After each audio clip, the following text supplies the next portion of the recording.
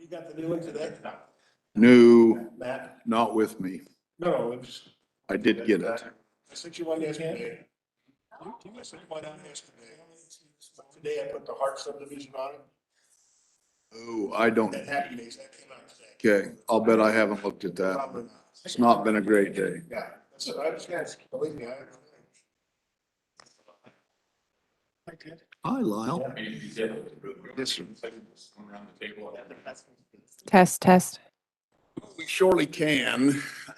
It makes it tougher to stream is the problem. To broadcast my screen. But we can try it. This is. So it's like it's in one of those. That's the click share council team? Okay.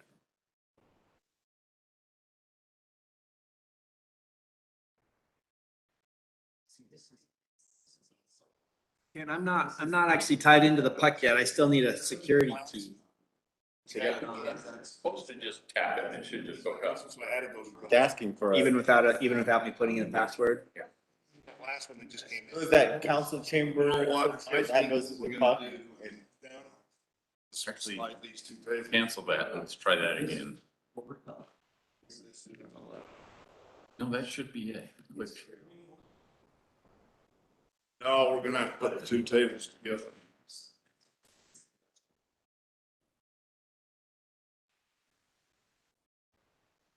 Let's go square, Lyle. Pull that back, guys. Okay.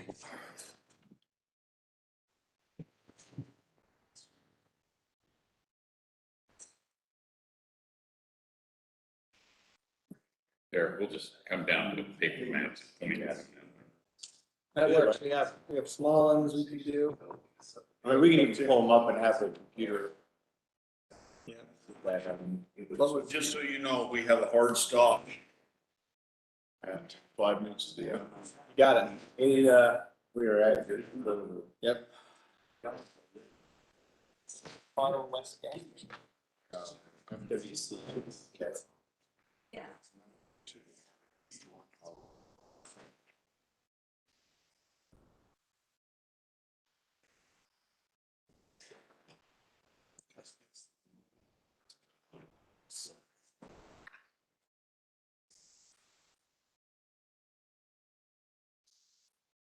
Stuff back around. Oh, yeah. That's all right. No.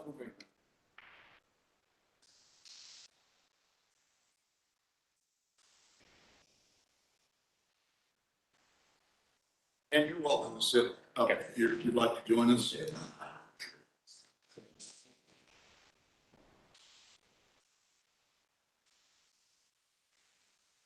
What I did bring markers. I might have was.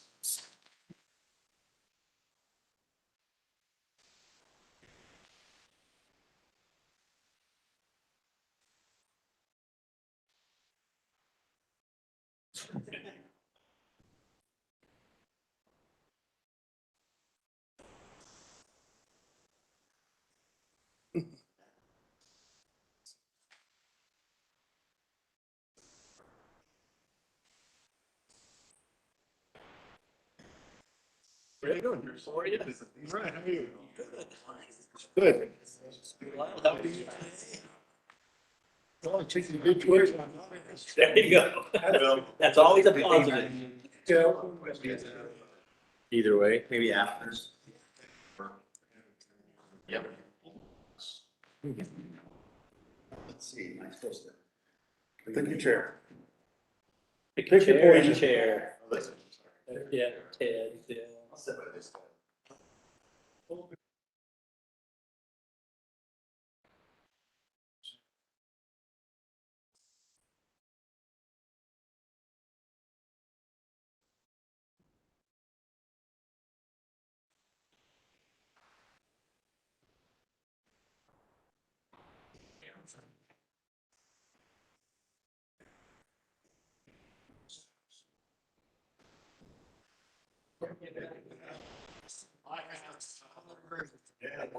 I have 6 o'clock, so. It's sort of.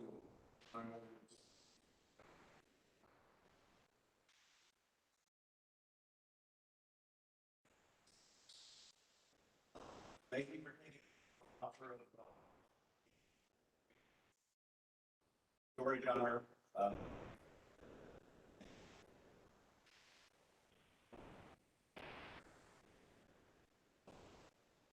we had a workshop meeting with all the communities across the region. You can see here the maps that we shared. The first half of the meeting was, kind of background and overview of the process. We can cover a little bit of that if you want, or if most of you are at the meeting, we can jump right in. But the purpose of the meeting is for us to review what we're calling the 2023 to 2050 preferred scenario, or the list of road, transit, and active transportation projects needed by 2050. After we get these projects set, and that's what these three maps are, they're by mode. There's the transit, road, and then bike maps. And then Hugh's also handing out smaller versions of these, or copies of them.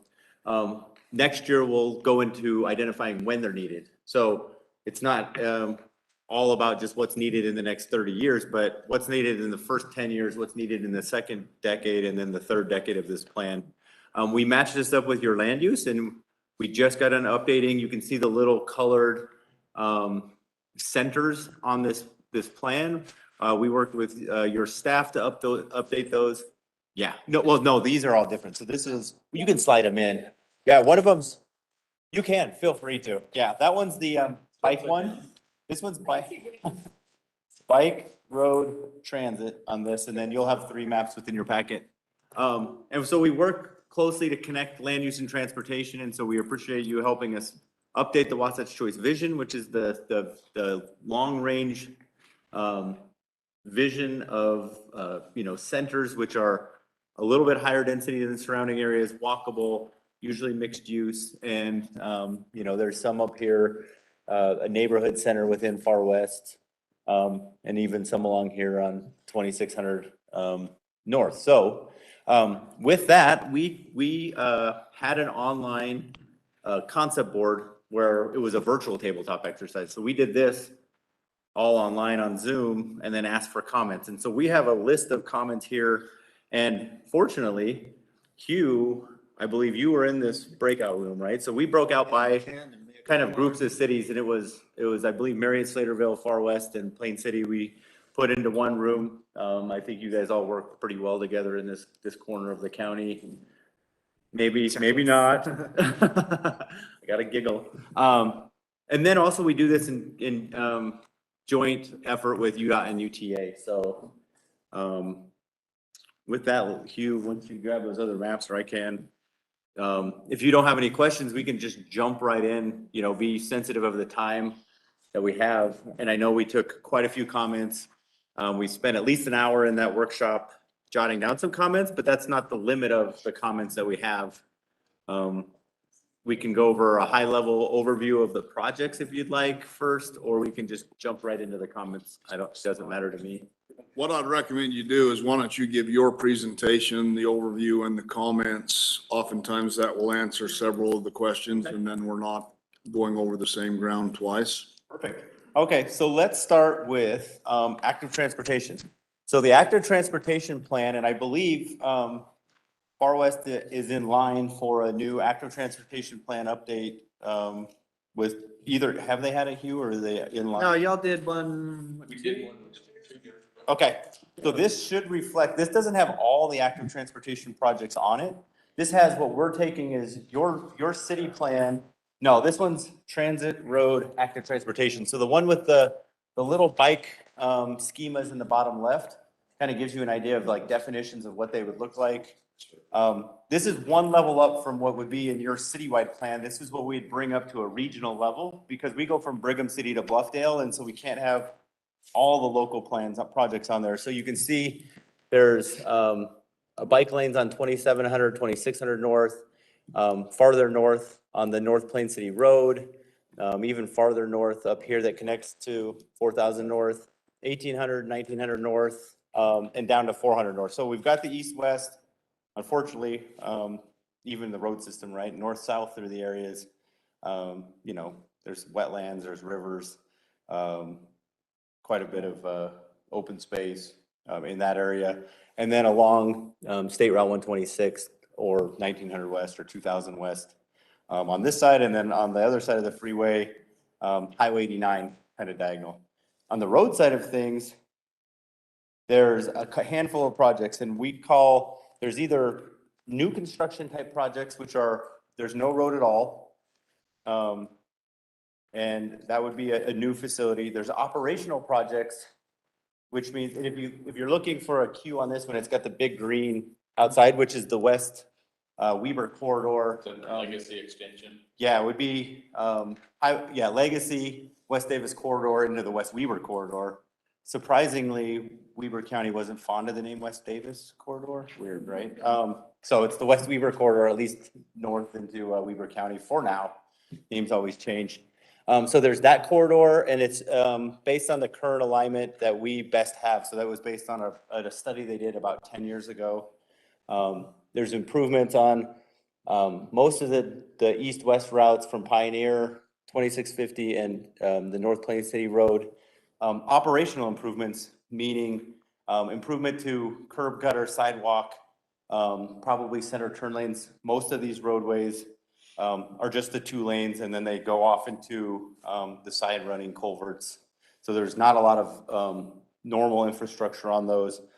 You can see there are some new roads. There's a new connectivity road, maybe like 3500 West, 3550. I can't remember that exact, from Marriott Slaterville up into Plain City.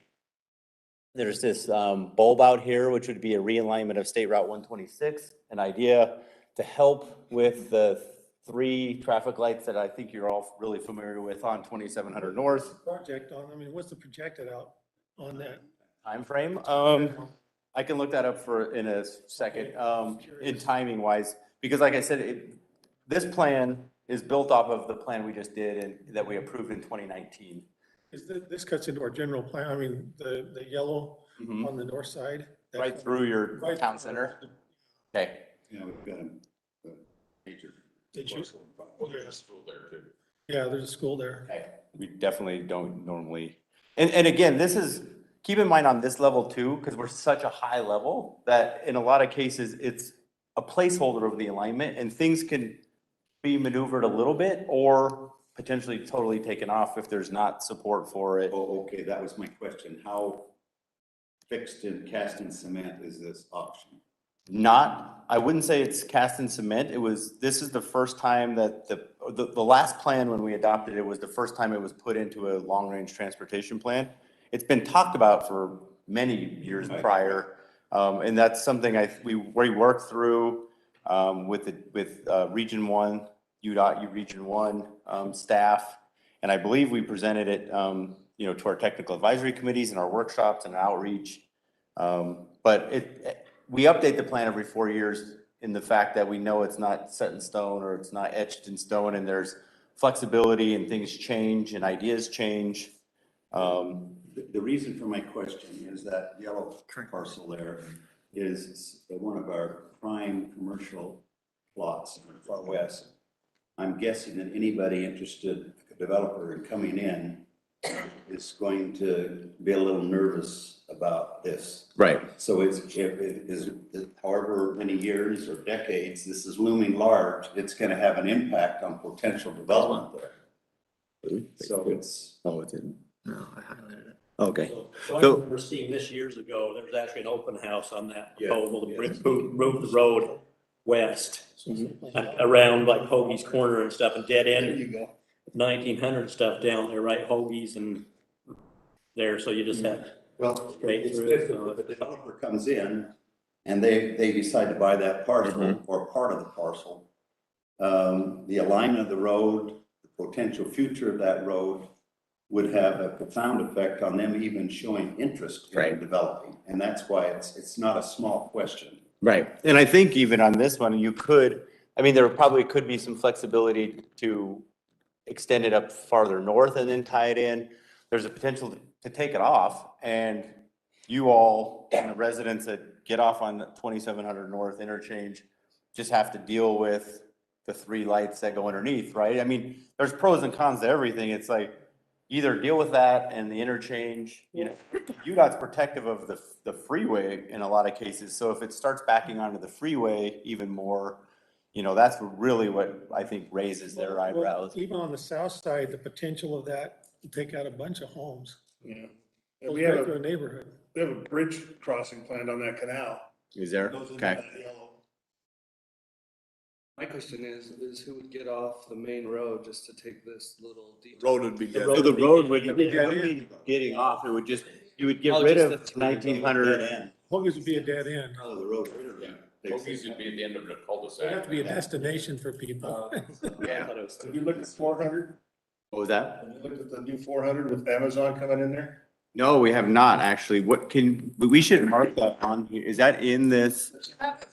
This, Metropolitan Center. or this one's actually not Metropolitan Center. Metropolitan Center would be something like downtown Salt Lake City or downtown Ogden. This would be in an employment district. Yeah, the colors are a little tricky when you start printing them. Is that what it would be in? Is that one just to the north? Okay. It's got the same problem that you got with the lights.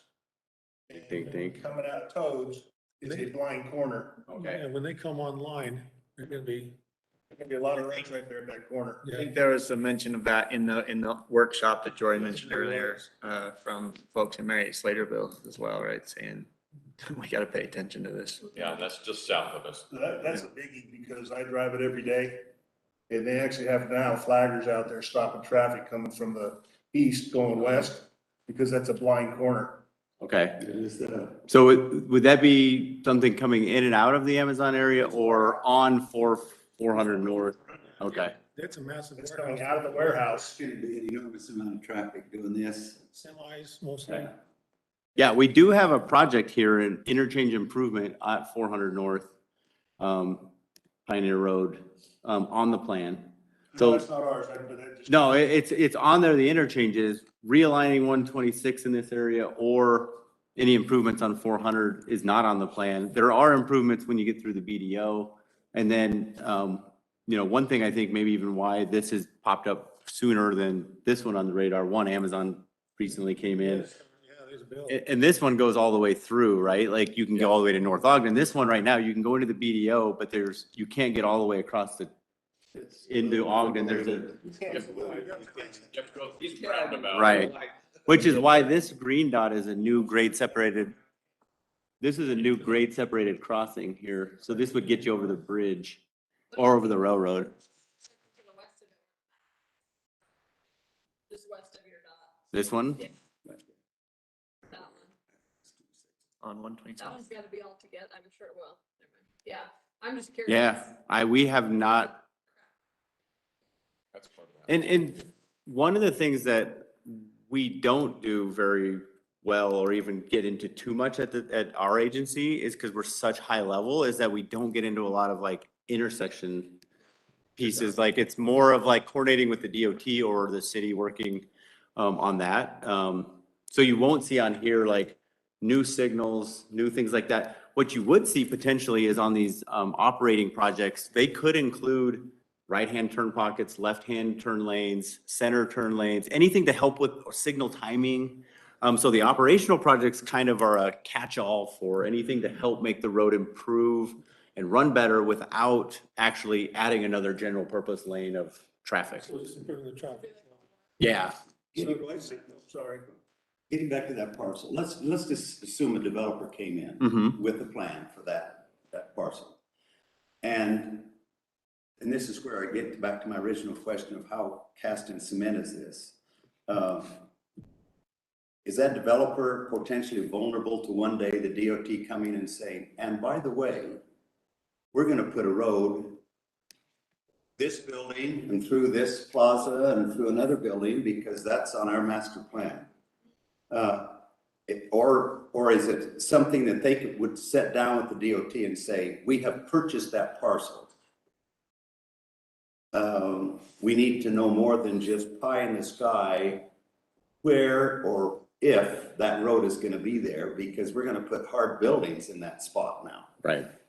How does that play out? Hopefully the latter, and actually, since it's still open right now, the state has a corridor preservation fund and a board that has the transportation commissioners and other stakeholders. I sit on that, and they actually purchase future right of way for projects that they, know that are going to eventually develop, because everybody knows that buying raw ground is a lot cheaper than buying them after something's built on them, right?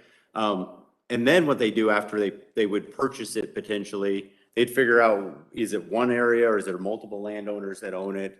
And then they could sell off the pieces that they wouldn't use. But I think, I think there's plenty of opportunity right now, because I haven't seen any future study on this actual alignment beyond what we put into this plan for the city and the state to coordinate and see, one, is it still desired, wanted?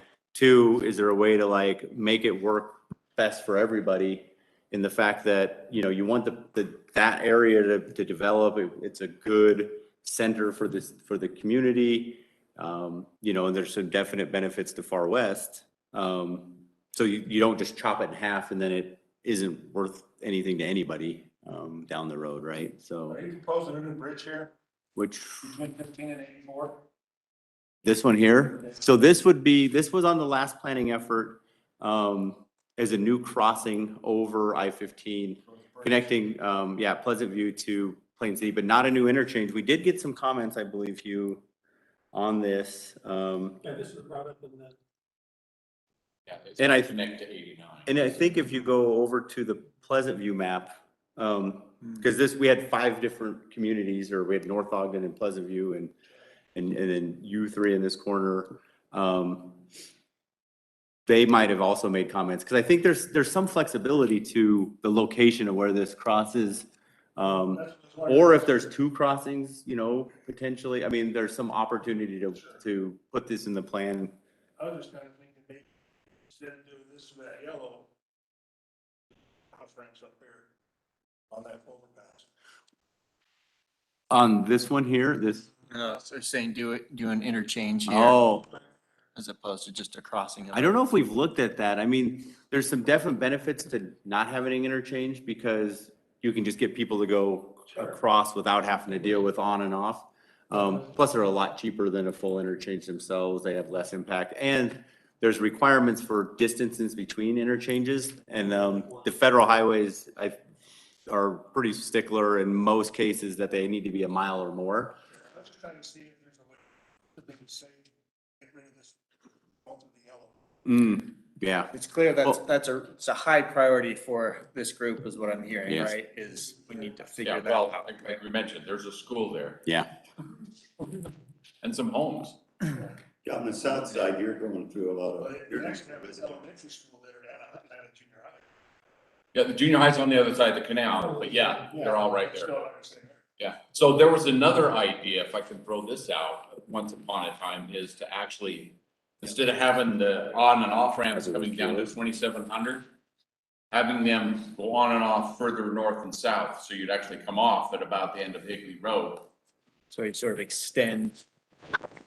So you come off earlier and get on later, so if you were to get off of the freeway here instead of here, Right. and get on here instead of here, and also do it on the other side, when you come off by Associated, maybe get on behind Maverick, you would actually eliminate 2 lights. Kind of use it as a frontage road almost, or something. Because the 126. traffic on 2700 north is just ridiculous. But it's not getting any better, right? As you guys grow in Plain City and North Ogden.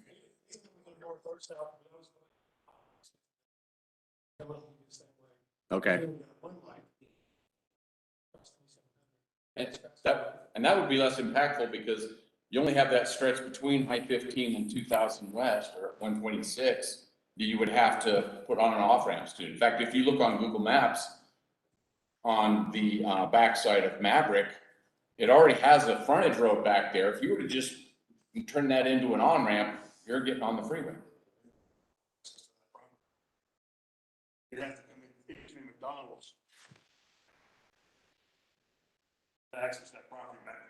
Sure, there's other ways of accessing it. I'm just saying in general, but if there was a light right there, that would pick that light, and you'd still have the one on 2000, and you wouldn't have the 3 lights. Because this interchange is fairly new in terms of lifespan of interchanges, because like it was done with the with the I-15 Now project when they did the improvements from I-84 up, yeah. The other thought was a spooey or whatever you like to call Yeah, that's a them. Underneath. single point urban interchange. So that means instead of having, it's a diamond right now, right, where you have the 4 ramps come in, and a single point urban interchange would be one light in the middle, and then you have more kind of like curved. Not like what And you see them like at 600 North in Salt Lake, if you were to get off there, there's a, Riverdale. Yeah, Okay. 600 North and Bountiful's probably the closest. yeah, 26. They even have new ones now where you actually cross over on the other side of the road, and then you have free movement to get on or off. They're tough for ped and bike to get through because now you're at, getting people going Yeah. faster before they even get on They did the that up in ramps. Freedom, and that one's weird, but. Yeah, oh, yeah. Yeah. It's at getting off there at 93, yeah. Or 91 and 89. So we can mark that down and chat with UDOT. In hindsight, I wish we would have brought somebody from UDOT here because most of these are all state roads, right? And so we want them to be part of the conversation, but I do know Brett Slater, who's the Region 1 program manager, helps program all the funding, was in that meeting that night, and, concerns about this alignment were brought up. So he was at least part of that conversation. We can certainly bring back, notes from tonight and reinforce the community concern about. And the concern about those triple lights and how, congested and confusing it is. It's just, it would be nice if there were another alternative. This. Sure, yeah, and I think that's definitely worth exploring, right? I don't know that, in that workshop session, I didn't get from Brett, like, sorry, deal with it. That's not the message I got from Brett. I don't know if you got it, Ken, or you, sir, if you're in there, but, we need to continue exploring it. Good. I think there wasn't a realization that how it's drawn right now runs right through homes and the school. Right. We're very good at drawing lines, like. Yeah. at 30,000 foot level, right? Yeah, on an old map before there was a school. Yeah, and hopefully we come and get this feedback before it is something that's like, oh no, look, we've bought the right of way and we've done environmental work. Hopefully we're way ahead of that still. I don't know if there's a concern with where it is being that close to the canal too.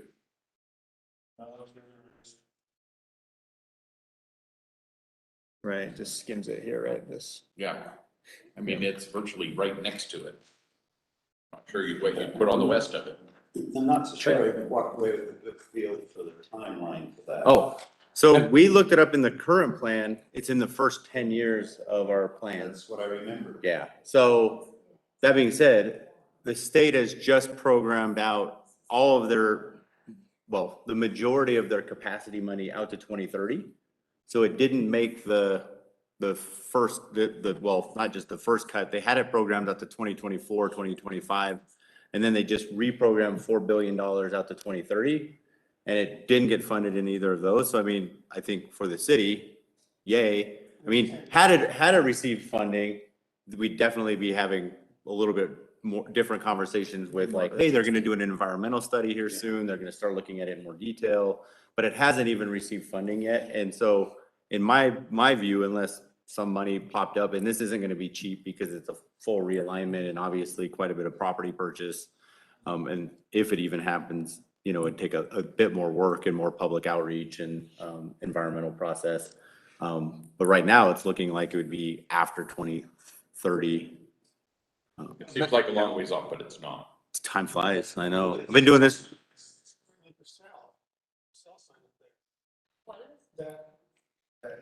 Yeah, it's got the same for sale sign on it before the buyer bought it. Well, I mean, if the city's interested in having it purchased by UDOT and then working with them on an alignment or reconfiguring, the seller could approach the DOT and ask for that corridor preservation funds. The other side of it is we all work together and figure out what to do with this line, either work with UDOT and take it off or do some kind of other like studies, because they have some money to do some corridor studies, UDOT does. We have our transportation land use connection kind of money, which is more geared toward land use piece of it, but I think between the two groups, there might be some money out there to do more study on this before anything gets set. There are even some operational options, right, that Ken was mentioning, right? Like, can you realign some of the on and off ramps? Yeah, and it would be more of like, what do you do with 126 and I-15 and 2700 north? Some kind of area, and you look at the north, south, east, west, you do a little bit more refined look at it. Right now, they all run into each other. Yeah, In right. three lights. Mm-hmm. Yeah. Yeah, instead of looking at separation, it's trying to figure out how to fix something that's already aggregated more than it should be, so. Yeah, you were saying you like that stuff down on Hillfield, right? The Huh? through turns on Hillfield, where No, you get to go I- around. I did He's that once joking. and I won't. It actually functions really well. And I'm once sure you, it does. once you get used to it, but it took me a while too, because I would go the wrong way and I'm like, Oh, is crap. that the late end? Yeah. Oh, that's cool. Oh, no. Yeah. Okay. Mm-hmm. Yeah. So that's the road side of things. Again, we've got the comments on the map. We can address any of those, Hugh, if there's some that we think we need to. The transit map, kind of limited transit of, and keep in mind too, this doesn't include local bus service. This doesn't include micro transit, and UTA has a new kind of program out there right now. It's a VIA service, and it functions really similar to Uber and Lyft. But what it does is it says, we'll pick you up in this area and drop you off within that area. And a lot of times it's to an existing transit line. And it's the same fare as what the transit would be. So instead of having to get an Uber and then get dropped off at the transit station, buy your transit pass and then ride, it's all one pass. And they've done a pilot study and they just relaunched the one in southwest part of Salt Lake County. They're working with west part of Salt Lake City to launch one. And instead of just having a bus running up and down one corridor, and most of the time, you know, you look in it and wondering where everybody is, it actually is a smaller vehicle that can go around and pick up people. You know, it doesn't do door to door like an Uber. It's like you might have to walk a quarter mile or something, or to the nearest, you know, main road. But that might be an option in this area. And again, local bus. But for the most part, there's not a lot of transit here. I think everybody knows transit relies really heavily on some higher density areas, jobs, and population or, you know, homes. And so it's a little less dense out Currently, in within this Far area. West, we have one bus stop. Is it on 120? Oh, if there's that one, that's one more. The other one's over by 7-Eleven.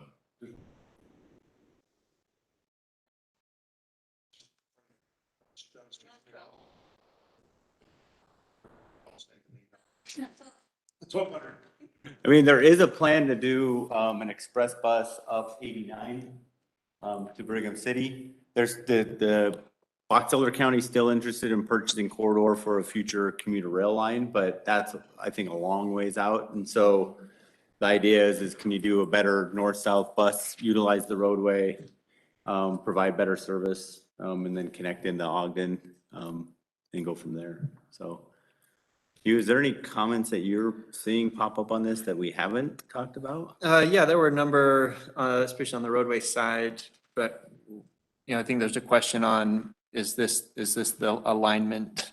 And I don't know how much you folks, I mean, it affects you up here to the north, but the alignment of the West Weber corridor, I think there's still conversations going on possibly between the county and UDOT on where that ends up.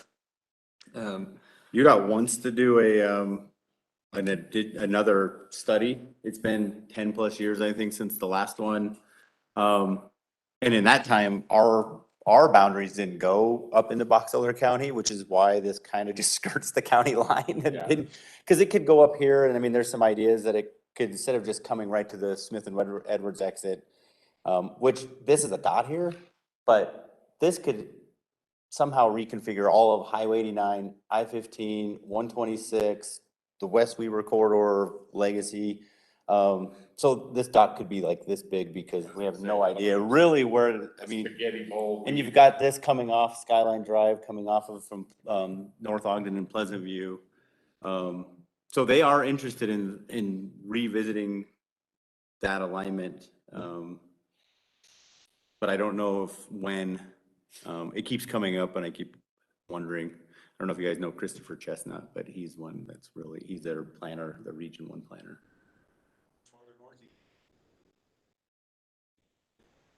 Well, yeah, you would, you would kind of go diagonal here and maybe it would tie in. This would be ferry service boat through. Almost like, cause here's a place where the road goes under the freeway. There's Yeah. also a power station in the way. Yeah, it's got its own issues, I'm sure, with plenty of wetlands. There's a canal, I know that when you drive out to Willard, they've got a Yuko next to, so there's. Yeah, so who knows what that would do? I mean, there is some question even of like, should it even be this far west, right? Because in a lot of times, you're gonna do a pretty significant road, and in this case, in our current plan, it's only a 2-lane, like arterial type of road, something similar to like 2700 North. It's not a freeway up here like it is at what they're building right now in Layton, Syracuse area, from Farmington. Because there's just not a demand here on the west side, definitely. And even on the east side, it's nowhere near as dense as, Syracuse and Clearfield and Clinton, which is, and Kaysville and Farmington, which are all serving in the West Davis corridor now. So there has been some talk on like, could this be shifted farther east? But then you run into these rivers, you run into other open space and green space and farms, and there's a lot of other things that come from shifting it. So I think it would be a great conversation, and I 100% guarantee the cities will be involved in any of this. I mean, the whole area. It's been pushed further west over 25. Right. 25 or 30 years ago, but Yeah, it was. absolute, that's what it was. Mhm.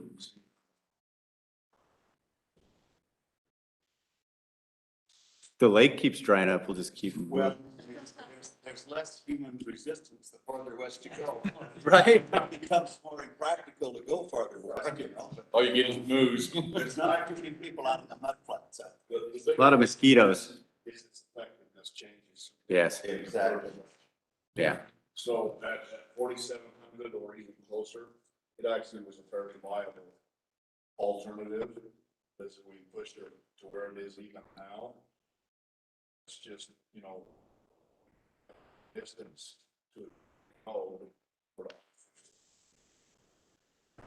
I mean, I always, at a very high level, without looking at the details, right? I always like the idea of bringing it in and even coming up 3,500 west and kind of connecting it. That way you're serving both sides. Again, recognizing, in detail, there's a lot of other issues. Right, yeah, exactly.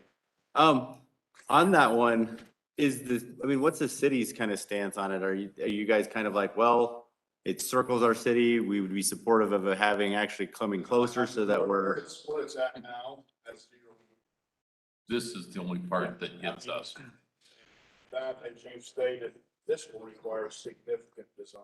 Yeah. You're going to consider multiple roads and how that's going to function all together, so. It's already kind of weird.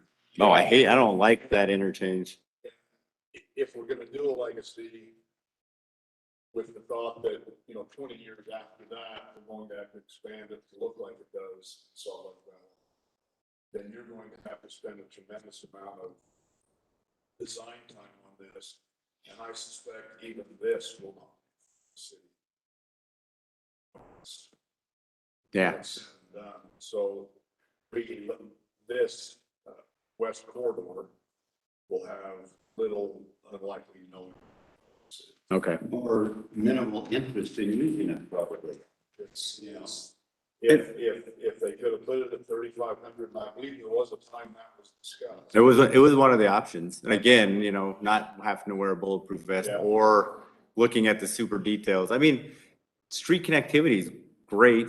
I mean, right now, I think everybody here knows, like, there's very limited east-west and even fewer north-south. And it's consistent on the west part of the entire Wasatch Front, from here all the way down to Harriman. Very similar growth, right? was all open. All the development was east of the freeway, and then, you know, you've got big blocks and a lot of, you know, kind of patchwork, kind of one farmer or one area selling off and developing it, and then it kind of gets pieced together, right? Because you have to break some eggs. We explained to the mayor what they would expect 30 years ago. They feel like dirt roads, Mm-hmm. and the mayor was furious. Asked me why I've never seen a politician that angry. So if we're not going to be willing to face some facts, quite frankly, you can't do it without, and I have to make somebody angry, then it's pointless to even plan. From our perspective, when you look at the cost benefit, the benefits are pretty thin. Of For a us. significant roadway like that? Yeah. Well, we already have I-15 through the middle of us. Right. Yes, yeah, you guys get Why would you bisected. Take a detour to the west, when we have the I-15 goes right. Unless we just want the scenic route. True. Yeah. So on that note, I know we've talked a lot about 126, but we did have a comment here in that workshop, thinking that from 12th Street to Smith and Edwards, that 126 should be widened to a 5-lane road.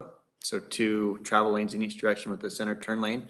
We don't show that currently on here, but that was mentioned. Is there any thought from this group on a widening project for 126 along that stretch? Yeah. Yes. Yeah, Yep. definitely, especially into that intersection I was talking about on the other side. And we now have a new park that adds more flow into that, so it's got. That's what we're talking about. Yeah. Oh, yeah. So it flows really well right now. But at some point, it's going to be problematic as the city further develops. But I think that's going to be beyond 2030 before that's even considered, and it'll have to meet us. And even this intersection here. Yeah, we're in a tough spot.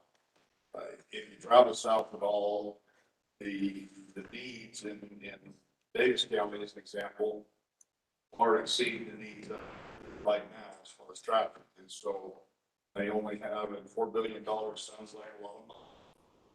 Goes fast. Yeah, I mean, roads were $1 billion a mile many years ago, so I don't know what they cost now. You need up to $1 billion on.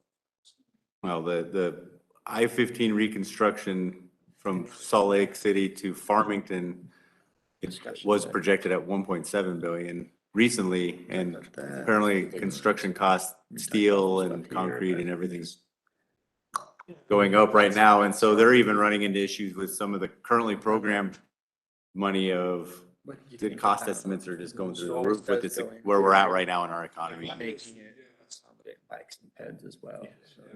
Chime in if I'm off base. I think if we could work on a creative design right here, both here and for me, if Mary Slaterville taking up too much, and we should maybe speak to Mary Slaterville, but I think in the long term, a creative approach, similar to some of the intersections we've talked about down in Salt Lake in that area, is going to be a better fix here on 2700. You're not going to go through a playground at a school. Nobody's going to. And so as you inch closer, it begins to question what's the value. And the closer you get to the freeway, the more homes you can have. Right. So as we look at this long term, my suggestion would be, what is the best thing we can do in the space that we have? Okay. And I'd recommend the same thing because I know there are plans for the area right up to the freeway in Slaterville. And so if we could address those issues, consider some long-term way down the road, making 1900 5 lanes. So that's on the plan somewhere. Because again, we're going to potentially double in size. I ran some numbers and I apologize. If we follow the same growth patterns we followed over the last 10 years, not the last 3 years, But if you even average it over 10 years, it is shocking where we'll be 10 years. So I think we need to plan ahead for that. And then we will work on a plan to, to address circulation within the city. But I think if you guys could do those things for roads, I think it would help the city a lot. Like I said, we can talk all we want, we're not putting a road through school. Right. So, and that starts to narrow the options. Mhm. So I know there's traffic people that can work magic with flow. Let's have them start thinking about what. Smaller footprint rather than pushing it out. Okay. And, then if there were a way when you design this to pull some traffic from Pleasant View to here onto the freeway rather than putting it all, because all of North Ogden comes here. Yeah. So if we could do something to pull the traffic, some of the traffic from north, we realize we have a responsibility here. But if we could pull some of the traffic from North Ogden and Pleasant View and put it up here, it would also aid in relieving the burden here. So I think those are our long-term goals for roads. Yeah, I think that skyline has been either getting built as the development's going through. I know we've spent some of the federal money that we program in with Pleasant View and with North Ogden up there, but it's been 15 years or more of just piecing it in, and geez, I look up over on that hill and I'm surprised on how many new homes are now on the other side of this road. For some reason, when we first started looking at this, there weren't any houses on the other side. I'm like, oh, this will just be that barrier between the foothill and now there's so many homes on that side of it. I'm like, whoa. It becomes a real challenge for the property owner because you want to sell your property as prime commercial property or as a road. Make more money, obviously, if that's considered prime commercial property. So anyway, if we focus on those things from yours and then doesn't impact us, but if they're gonna end legacy here, I've widened 1,200 to there. Stopping and widening at 1,200 here does not make any sense at all. That's a restriping out Have you here. driven that road? It's been a while. We did a tour. Restriping's not gonna do what you need. That's a lot like lipstick on a pig. Cause it's again, not improved. It's just a road that has small shoulders and it. Asphalt. I guess asphalt, 50, 60 years ago. It's the road that goes to GSL. In fact, I think the sign that says no more is state or city maintenance is right here. So then it turns into a county road, right? Well, it's questionable who maintains. Either county or the companies out there. Yeah, but again, that has nothing to do. Probably a with county road. West. Yeah. If I was you, I'd plan on bringing 12th Street at least where you in. Legacy. Okay. Okay, you have, anything on active transportation you'd like to talk to us So this is the plan here. It's the one with the little box in the bottom left corner. You are. Yeah, I was actually just talking to Ken really quickly on a side conversation, and that crossing of I-15 that we show on the roadway side, we don't show it on the active transportation side, but that might be a great opportunity if that road does get built, comes right in through here, to make sure that bicycles and pedestrians are accommodated well, like, so they don't have to go through some of these other I-15 crossings and interchanges. Any thoughts on on that? If you build this, I think it's essential that it have an active. They're tied right into the ones that we have already. Because, yeah, so from there to 89, basically, through the junkyard. That's grandma's house. Hoping to go over. As active transportation association. That's what we would be adding, making sure Yeah, it making does. sure that we have that. Yeah. Yep. Yeah. And of course, I'm still happy to be, the screen line is, pathway with overpasses. Well, I was gonna ask, I know in the past, the city has applied to try and develop the trail along the canal to our Or at least just program. get access to start with. Yeah, and I am curious on how, That's an interesting thing, because actually, well, in our- they just came in and are putting all chain link fence along. So a no Nuts. access, everything, you know. yeah, The Bureau of Reclamation and the canal company, all they see is liability. There is some Yeah. legislation out there, because there's been some canal companies in southern part of Salt Lake County. And I think even in like Layton area that have allowed like a pathway along it. There's legislation that's released the liability on the canal company. That being said, they're not always the easiest to work Right. with and open it up. This has two factors to it, US government and canal company, and they're both saying they won't let us. We can send you that, we can send that legislation. There might be something, I mean, Hugh, we might have to talk about I it think Chris internally Wilkie sent us a copy of that. with Bike Utah. yeah, I was wondering, Okay. yeah, where that was at, because I haven't heard very much, so, yeah, we want to keep looking into that, because there are a lot of canal rights of way, you know. Yeah, I'd hate to, for us to say no because we think liability is a stumbling block when it Right. isn't as big a stumbling block as we think. Right. And they all So have let's make maintenance. sure we know. Well, yeah, and this ties it actually all the way to 21st Street pond area and that whole. I do think Yeah. that the Wasatch Regional Council will approach the Bureau. Area a lot more weight in Far West City. So my desire that you head up just a little bit, I realize you're a planning organization, work at the 30,000 foot level, but every once in a while you gotta get in the game. Well, This is. Look at these heads, Ken, they're clean hands over here, Ted.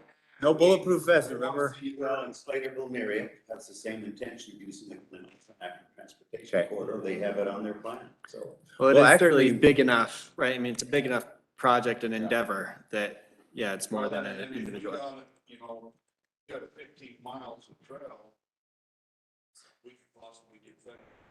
We could do a lot with it, and it's a Bureau of Reclamation property. We've got to have your help on this. Last ten. I mean, they were kind enough to talk to us about bridges and one. That's exactly what it was. They were condescending to speak to us for. Okay, well, we actually have we're pulling together what we're calling a resource agency meeting where we're gonna roll out some maps, ask them about any issues with the transportation projects. I think that would be a good opportunity to us broach that if we can get the right people in the room. We've got a fairly decent invite list.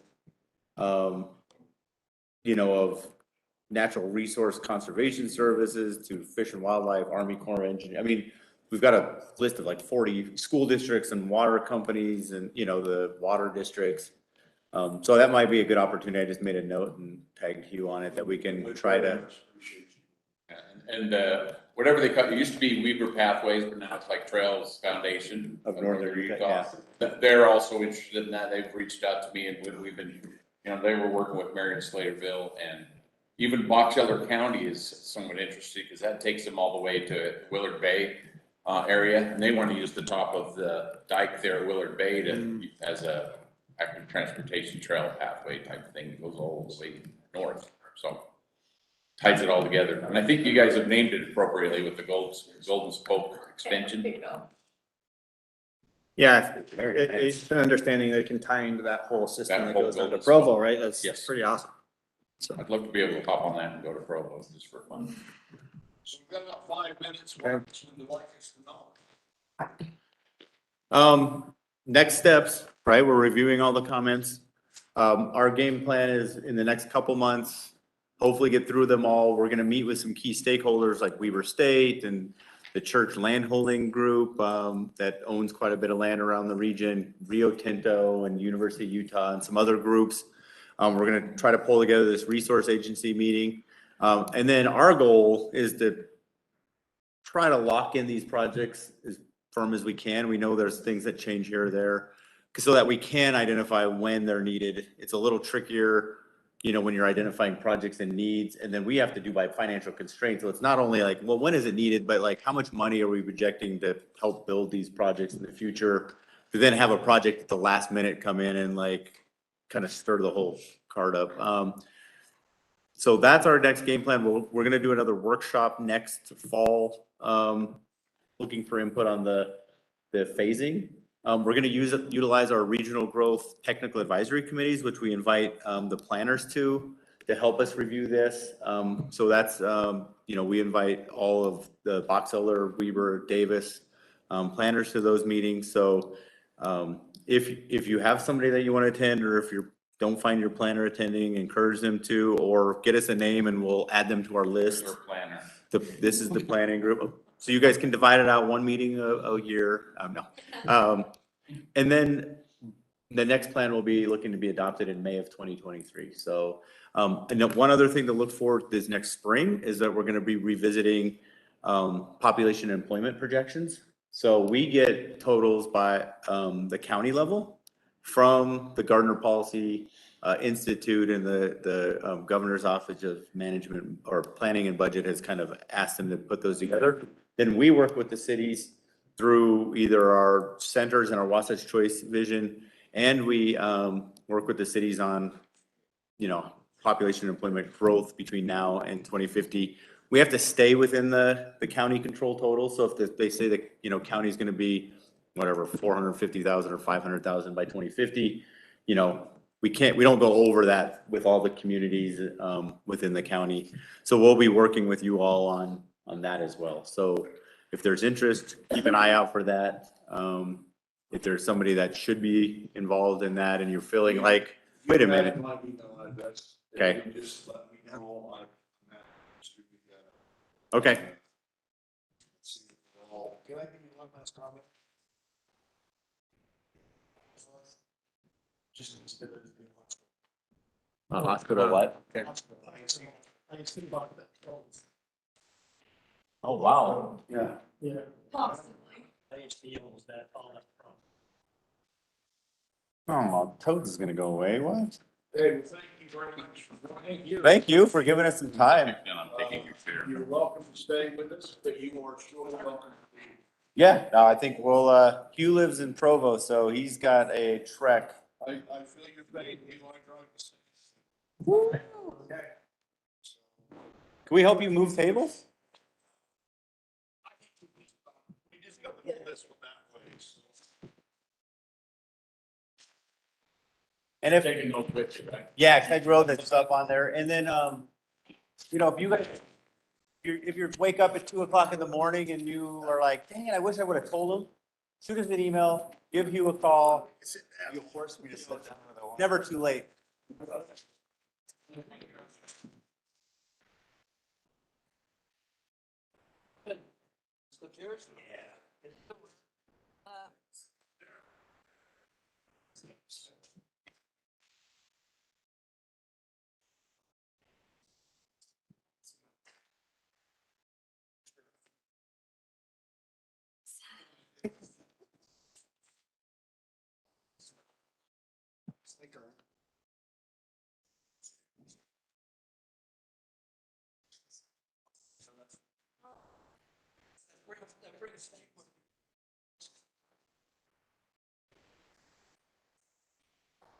Oh, 1100 is the second street. And the road turns this way? No, that's 13. Oh, It's hard. neighborhood right behind me. Yeah. Oh, where is it? He's middle of the block. Huh.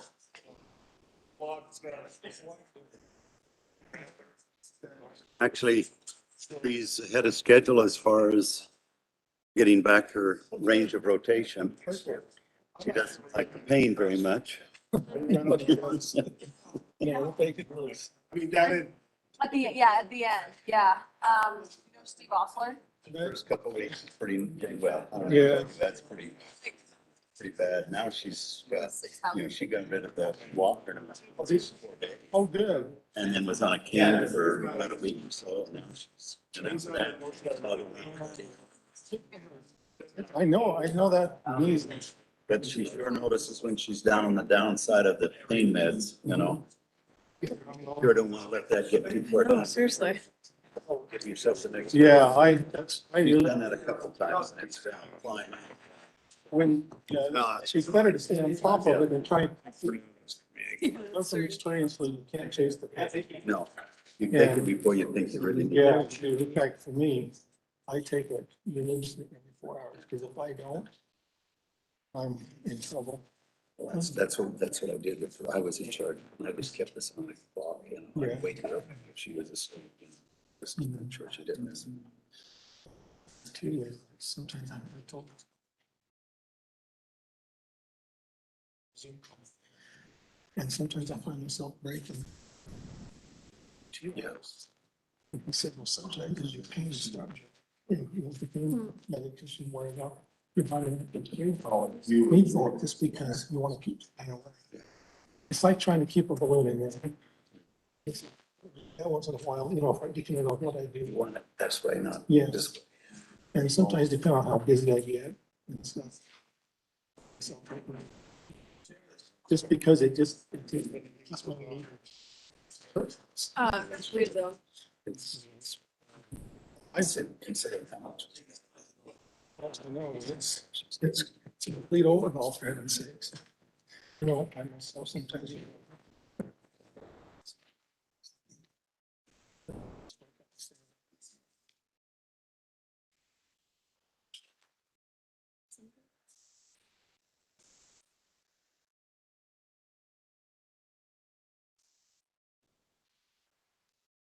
I tried to print off that.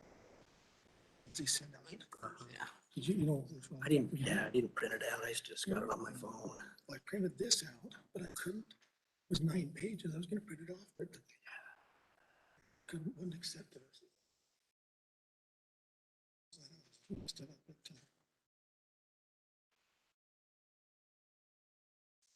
These Yeah. I think she hasn't updated. I think it's just a little bit outdated than she had, so.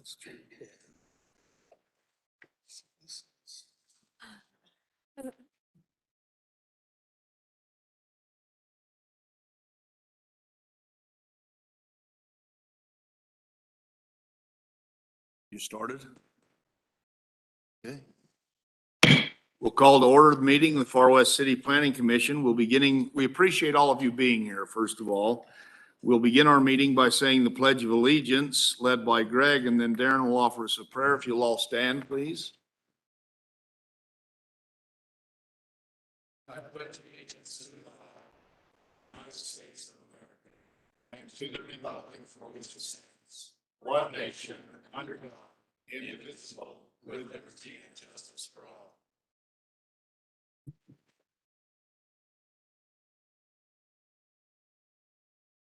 Our dear kind Father in heaven, we're grateful this evening to be gathered at this planning commission meeting. We're grateful for the community we live in and pray that thy spirit will be with us and all the citizens who live here. We ask you to attend us as we discuss the affairs of Far West tonight. We pray for all the citizens, they'll be safe and protected, and we say this in the name of Jesus Christ. Amen. Amen. Thank you. The first item on the agenda is a report from the city council. Mr. Fippen, for those of you that don't know, this is Ken, turn around, wave to everybody. This is our new mayor. Ken won the election. And so if you don't know him, you might want to take a minute and shake his hand after the meeting's over. Go ahead, Thank you. Mr. Fippen. Appreciate it. So we met last week, November 4th. It was a fairly quick meeting. We had our opening ceremony, pledge allegiance, opening prayer. We had some public comments, a report from Planning Commission. Then we got into the fun stuff of business items. We had 2 public hearings. I'll kind of shorten that. We had 2 public hearings having to do with the vacation of easements. We then came out of those public hearings and we approved both of those vacations of public easements. If you want the details, I can get them to you, or I can read them off, but I would rather just let you read them in the minutes later on as far as the address and all that. We approved those. We then went on to discussing our assignments. We also approved the minutes and paid the bills and adjourned. Any questions? Any questions for Mr. Fippen? Seeing none, Ken, thank you very much for joining us. The next item on the agenda, open a public hearing to consider the request of a conditional use permit for a construction business in the C2 commercial zone for accent painting located at 2900 North, 2000 West. Is there a motion? Motion, we open the public hearing. Motion to Geneva to open the public hearing. Is there a second? Second by Greg. Further discussion to the motion? Seeing none, all those in favor say aye. Aye. Any opposed say nay. We are now in the public hearing. Is there anyone here from Accent Painting? Why don't you just come tell us briefly about your business? So, my name's Casey, and Accent Painting, it's a painting company. We do commercial, residential, sometimes we do industrial. Sometimes I say we paint everything but your fingernails and your cars. But, yeah, it's what we'd use the building for is, we'd keep all our equipment there, our scaffolds, ladders, stuff of that nature. And we also park our fleet there, all our vehicles, and then the guys come in the morning, they get their vehicles, and then they leave the site and they go to wherever they're painting, whatever job that we're doing. Then they come back at night and they keep their vehicles on site. We also use it for our office where we do all our bids and look at plans and that nature of thing. Will you be doing any painting on site where this location? No, not necessarily. Okay, super. Why don't you sit down? Let's see if anyone in the public has a comment. Anyone in the public have a comment? Seeing none, I'll entertain a motion. I move that we close the public hearing. Motion by Lyle to close the public hearing. Is there a second? Second. Second by Darren. Further discussion to the motion? Seeing none, all those in favor say aye. Any opposed say nay. Right. So as Lou has pointed out, we've set this up a little bit differently than we've done it in the past so that we can consider right after the public comment on the agenda item has been made. So is there a recommendation for the city council relevant to this application? I move that we consider a recommendation to the city council action on considering the request of a conditional use permit for the construction business in the C2 commercial zone for accent painting. And that would be to approve? To approve, yes. We have a motion by Lou to recommend approval to the city council for this conditional use permit. Is there a second? Second by Greg. Further discussion to the motion? Seeing none, all those in favor say aye. Any opposed say nay.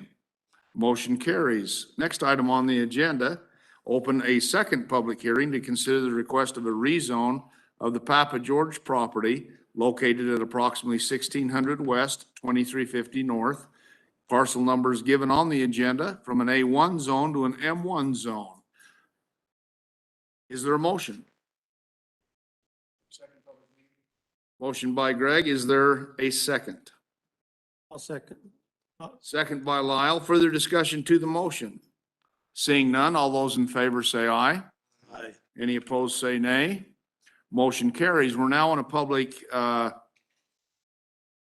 hearing. Let me just add one thing before we get started. There was an added agenda item to, that may not be on your agenda to discuss the potential of an ordinance change to provide a buffer between any M1 zone and any residential zone. So what we are considering tonight is only the rezone of itself. This is not applicable to anything that may be built there, how it would be built there, where it would be built on the site. This is only applicable to the rezone. So is there anyone who cares to make a public comment on the rezone?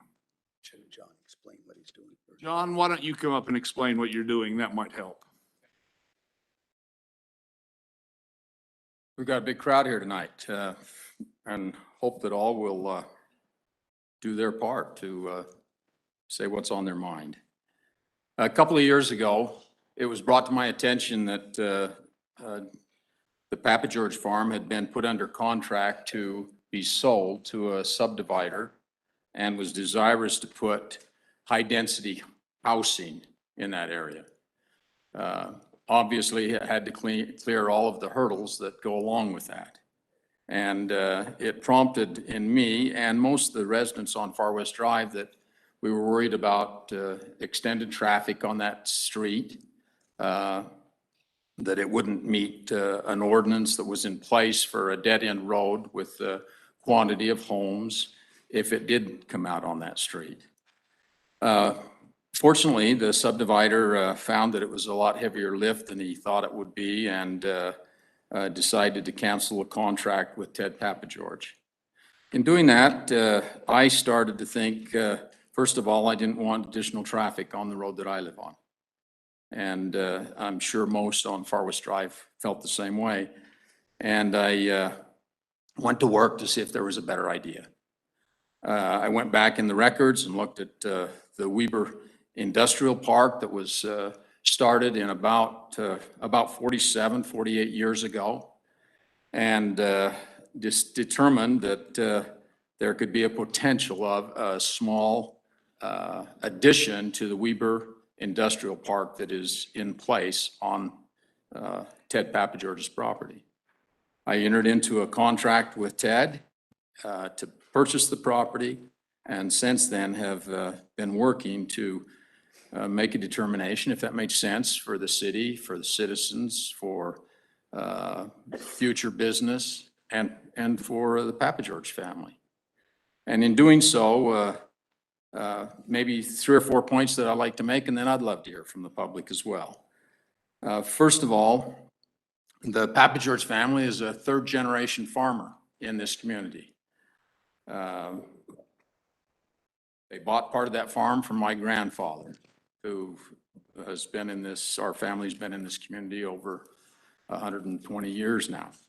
And I wanted to see Ted Papageorge do a couple things. I wanted to see him stay there, which there was talk that he was going to move his operation to a bigger piece of ground and try to continue to farm. And yet, that's not what he wanted to do. He and his wife wanted to stay in their home. They wanted to farm there. Ted Papageorge is here tonight, away from a dairy convention, where incidentally, the Papageorge farm was given an award for the best milk production in the state of Utah. So he knows what he's doing, and he's done a tremendous job in our community. But he also deserves the right to do what he wants with his land as it meets requirements. And he and I discussed this at length before we entered a contract. He felt that it would be a very plausible future for him. He could stay on the farm. He's not selling the whole farm. He's selling really what comes down, it says 30 acres. He's selling about 28 acres because there was a little difference in the line on the west side of the property. But 28 acres of land that he wanted to sell to me, and was anxious to see what could come of that. What it meant to me is it would close the door on all of the talk. Ted, you received a letter from him that said that he requested high density, and certainly the Planning Commission reached back and says that is doubtful that that's going to fly in that area. And gratefully so. Once again, traffic, a transient living condition is not what I envision, at least in Far West Utah. The industrial park, I want to just go back to that for 1 second, really started 47, 48 years ago. There's many of the people in this audience that have family or were part of farms back then. The Papageorge family sold some land to make that happen. Both Chug farms sold ground to make that happen. Alan Taylor sold ground. Merrill Peterson sold ground. And I think I can safely say that we've all lived here for the last probably 45 to 40 years that's been developed. And Kimberly Clark and Parker Hannafin and Fromalox, IRS, the Budweiser plant, Associated Foods, all have coexisted with us without any traffic really into Far West of any consequence. It hasn't changed our lives. This process that I'm speaking of, I doubt, with the exception of maybe Ted and David and myself, have ever walked on that piece of property. Most people don't know it's there. It's used for grazing cattle right now and agriculture. And yet, for the good of the city, it has the opportunity that it could bring forth some impact fees, some building fees, and all of you know, both as on this commission, but you also know what farm ground the taxation is on it, and there's nothing being produced there currently for the city. And rightfully so, that's the way it's intended. With a change, there would be some tax consequence that would take place on property taxes and buildings, which a small increment of that comes to Far West City. So it certainly it gives us an opportunity for some financial rewards without a great deal of consequence to upkeep. Ultimately, I've spent a lot of time with Weber County as well, trying to dig out some of this information. And the commissioners with Weber County are very interested in this project. There's the possibility that it would employ a few hundred people at good paying jobs, which if you look over in the Weber Industrial Park, there's many here that have worked in those facilities over there and have been able to have good livings because of the productiveness of an industrial site like this. I have no intent in trying to change a bunch of people's lives. And the factor on this, the only real property line that is on the property line of the property that I'm talking about is Dave Chugg has a piece of property there. If you look at that, there's no residents around it other than those that drive up and down Far West Drive. And Teddy Papageorge is pretty pleased with the concept of trying to do this. So I leave that with you, and I appreciate, if you have any questions, I'd love to answer them. You give us your name and address for the recording, please. Thank you. John L. Watson, 1623 Far West Drive. Super, John, if you'd sit down. So again, we are discussing the zoning change only. So if anyone would like to comment on the zoning change on this property from an A1 to an M1 zone, please come to the mic, state your name and your address, please. My name is Edward Raymer. I live at 1931 North, 2000 West and Far West. My question is in the choice of the M1. That's the manufacturing. I'm not familiar enough with all of our zones, and I'm wondering why the specific choice was for M1 as opposed to some of the other commercially available zones. That's not a question the city can answer. A citizen has made a request. Okay, thanks. Anyone else care to comment on the zone? Please again state your name and your address. David Chugg, 1648 Far West Drive, and thank you for hearing us tonight. While none of us ever like to see a change like this, we know that it is inevitable. So that said, there are just some real concerns that I have being on the border of this proposed change. Biggest one being that currently, and this is not only an issue that persists here on my property line, but I believe as Far West continues to grow and ground continues to sell like this, that it'll continue to happen throughout the city. So some of my biggest concerns are the M1 zoning and the lack of strength that M1 zoning has as it abuts to existing residential ground. And so there's a few issues that I see with this. The general plan, the map that's shown doesn't really, it's hard to see. If you look at the blue lines, that's what we're talking about here. And the general plan currently does not support M1 coming south down into that 20 acres that is the 20 acre parcel splitting from the parcel ID that we've been notified of. So a couple of issues. General plan doesn't support it. M1 setback ordinances only require a 10-foot setback where it's adjacent to residential. A good example of what's happening now in a similar situation is down 1200 West if you head down to 12th Street through Marriott Slaterville. Those BDO buildings that are going up, I don't know the heights on them, but with a 60-foot road through there and a 30-foot setback on the residences that face that, and then there's some setback on the BDO property itself, I'm estimating or guesstimating that's 130 plus feet of setback. But if you look as you go down that, you can see how it impacts those homes and the impact on residential there with that type of a setback when ours only requires a 10-foot setback. Another issue we have is there's no maximum building height in M1. So it could be 10 feet, it could be 100 feet. I mean, is it plausible? I don't know. But the fact that M1 does not stop someone from asking about it is concerning. And again, I want to remind everyone that this, yes, this is the issue at hand tonight, but this is going to continue to happen throughout our city if we don't make changes and address this. The only prohibited use in M1, and again, this is just based on my research, so I could be corrected on some of this, but the only prohibited use in M1 currently is residential. So you can't live in M1. You can't reside in M1, but you can do any other type of business that C, C2, M1 allow. And there's additional conditional uses within those zonings as well, such as sexually explicit businesses. There are some additional requirements for those. You can't be near a church, can't be near a school. But when it comes to residences, you have to keep that business within, outside of 600 feet, which this property is big enough that that could apply in this situation. Another issue that I think we need to address is light pollution.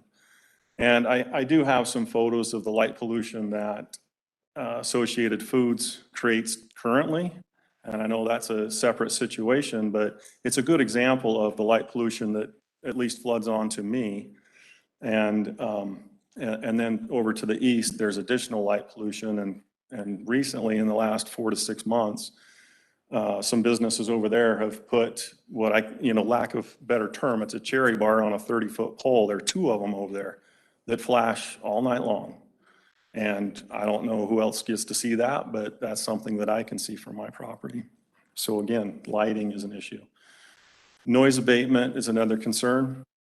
There are limited statutes in the zone that say that it's up to the Planning Commission's discretion to require additional needs as a site plan is submitted and approved.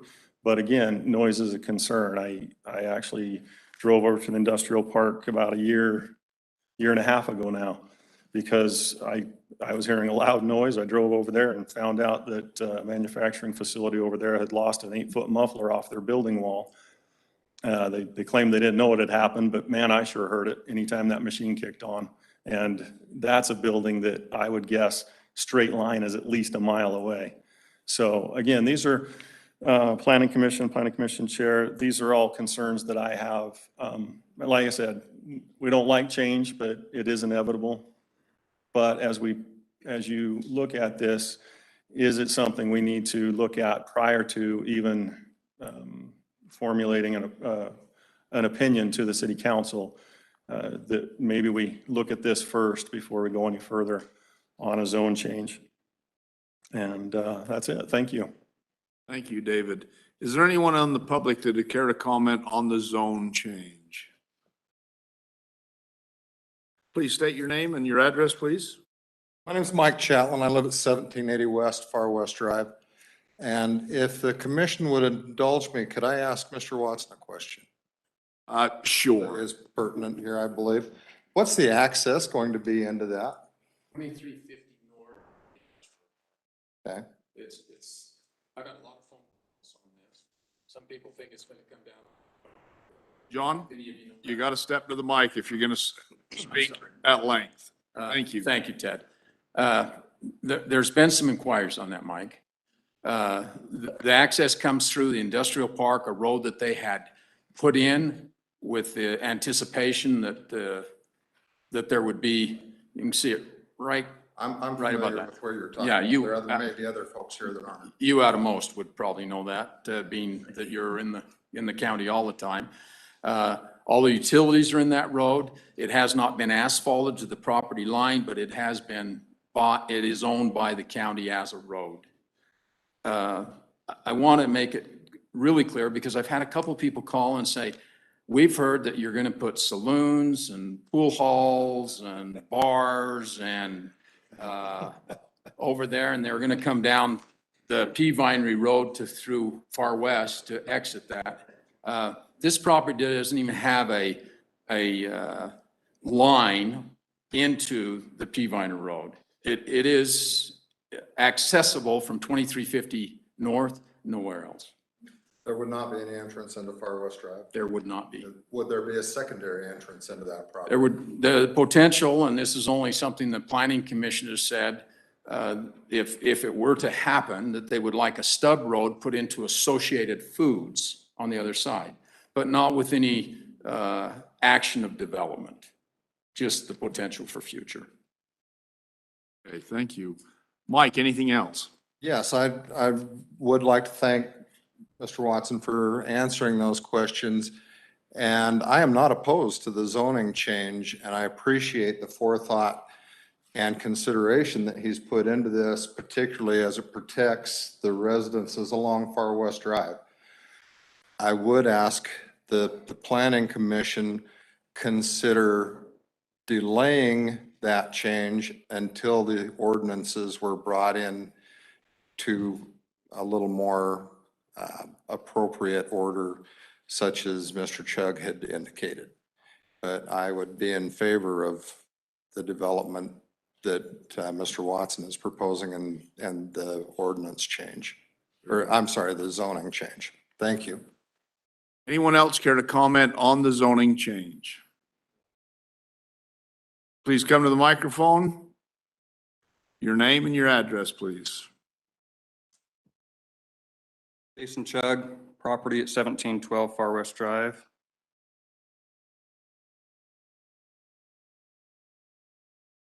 All right, I'd first like to thank the Planning Commission for hearing this matter. I think it's nice to get a public forum going to hear different sides of any debate. So thanks for your time. Appreciate that. John, thanks for clarifying some of the information there. I did not get a flyer for this, so I was glad that it was small town communication. Since my property is only about 100 yards away from this proposed border change or zoning change of the border here. So overall, I agree that change is inevitable, but I guess I'll share an opinion just from the personal side of living in a space. I'm a lover of open space. I've said many times that I wish I was a billionaire to just buy a property and let it sit. I know that's not the case. I appreciate the stance of Ted Papageorge. I have known him before I have memories growing up adjacent to their farm. I'm not deaf to that thought of doing for his family what he would like. I'm also not deaf to change being smart. What I would challenge is it's very difficult to control what that change will be. Once the rezoning may happen to an M1, to control what then goes in that space can be very difficult.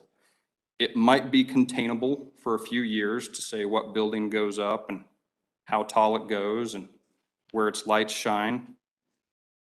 But there is noticeable and substantial light nuisance from the county already. Might not be as visible from the south side of Far West Drive, very visible from those open fields on the north side where our property sits.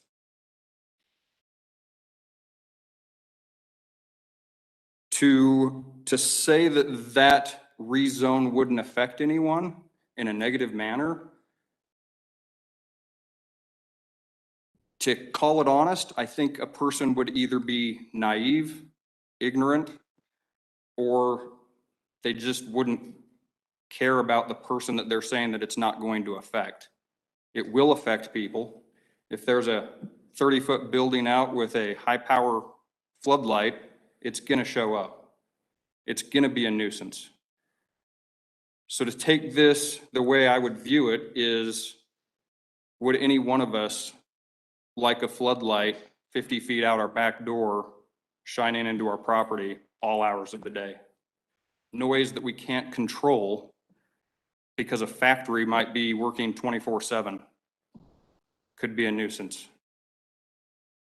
And it's not far away from my brother and I's property.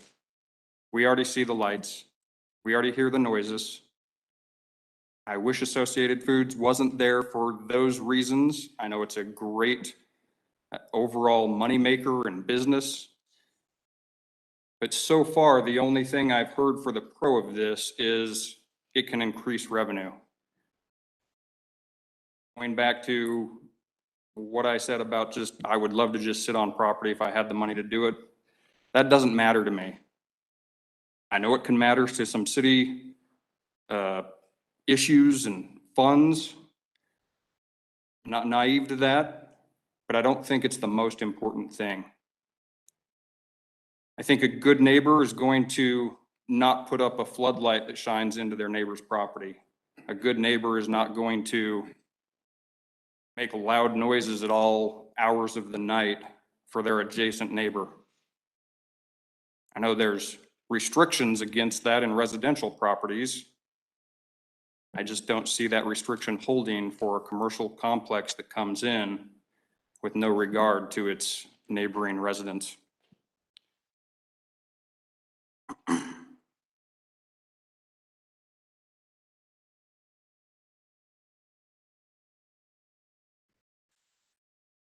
That's all I have. Thank you.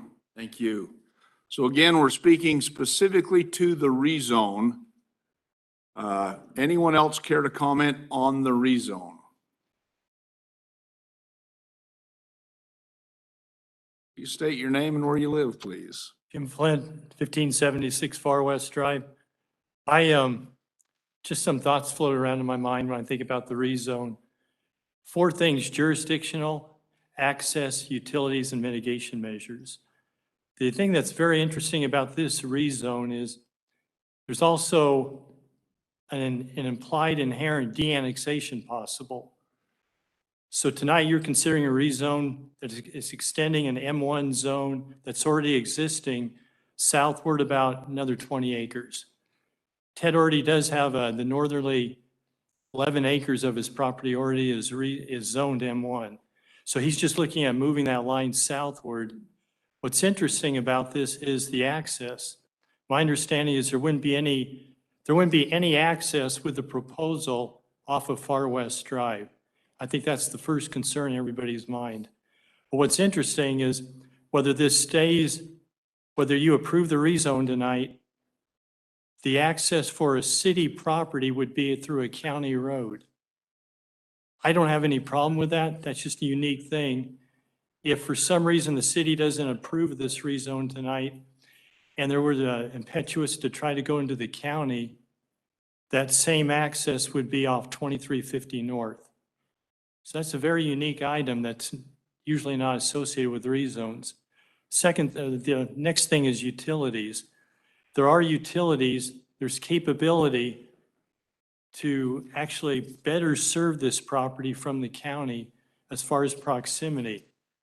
If the city does rezone this and they desire to go M1, I've never seen a property that wasn't in a city that didn't have to have city utilities. So there would need to be city utilities to serve this property. Finally, mitigation measures. David was right.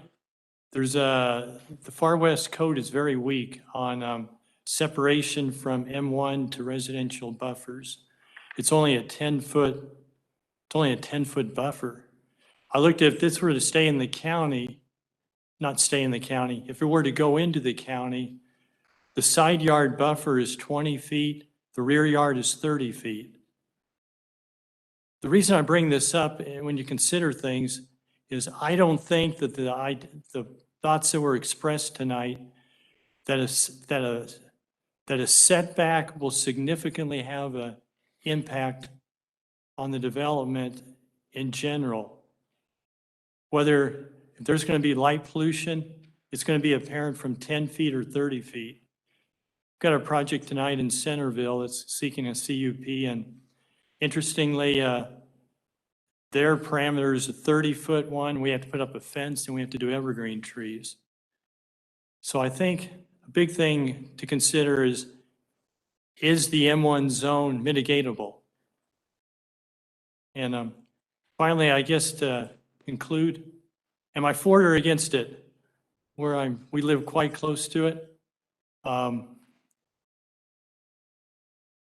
want the best for Ted Papageorge. And if this furthers his life in a good way, I actually support it out of a personal desire to help him. I don't know how to mitigate it. I just know that right now Ted's got about 41 acres. The north 11 acres is zoned M1.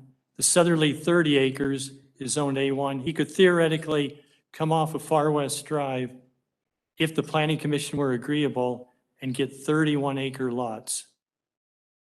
This would reduce that potential. It'd leave him only about 10 to 12 acres to, if he ever were to develop off Far West Drive, it would reduce it to only about 10 homes. I just think that magnitude is important to recognize. So anyway, those are my thoughts. Thanks. Thank you. Anyone else care to comment on the rezone? Seeing no further comments, I would entertain a motion.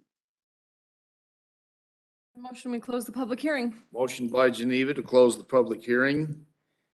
Is there a second? Second. Second by Lou. Further discussion to the motion? Seeing none, all those in favor say aye. Any opposed, say nay. Motion carries. So now,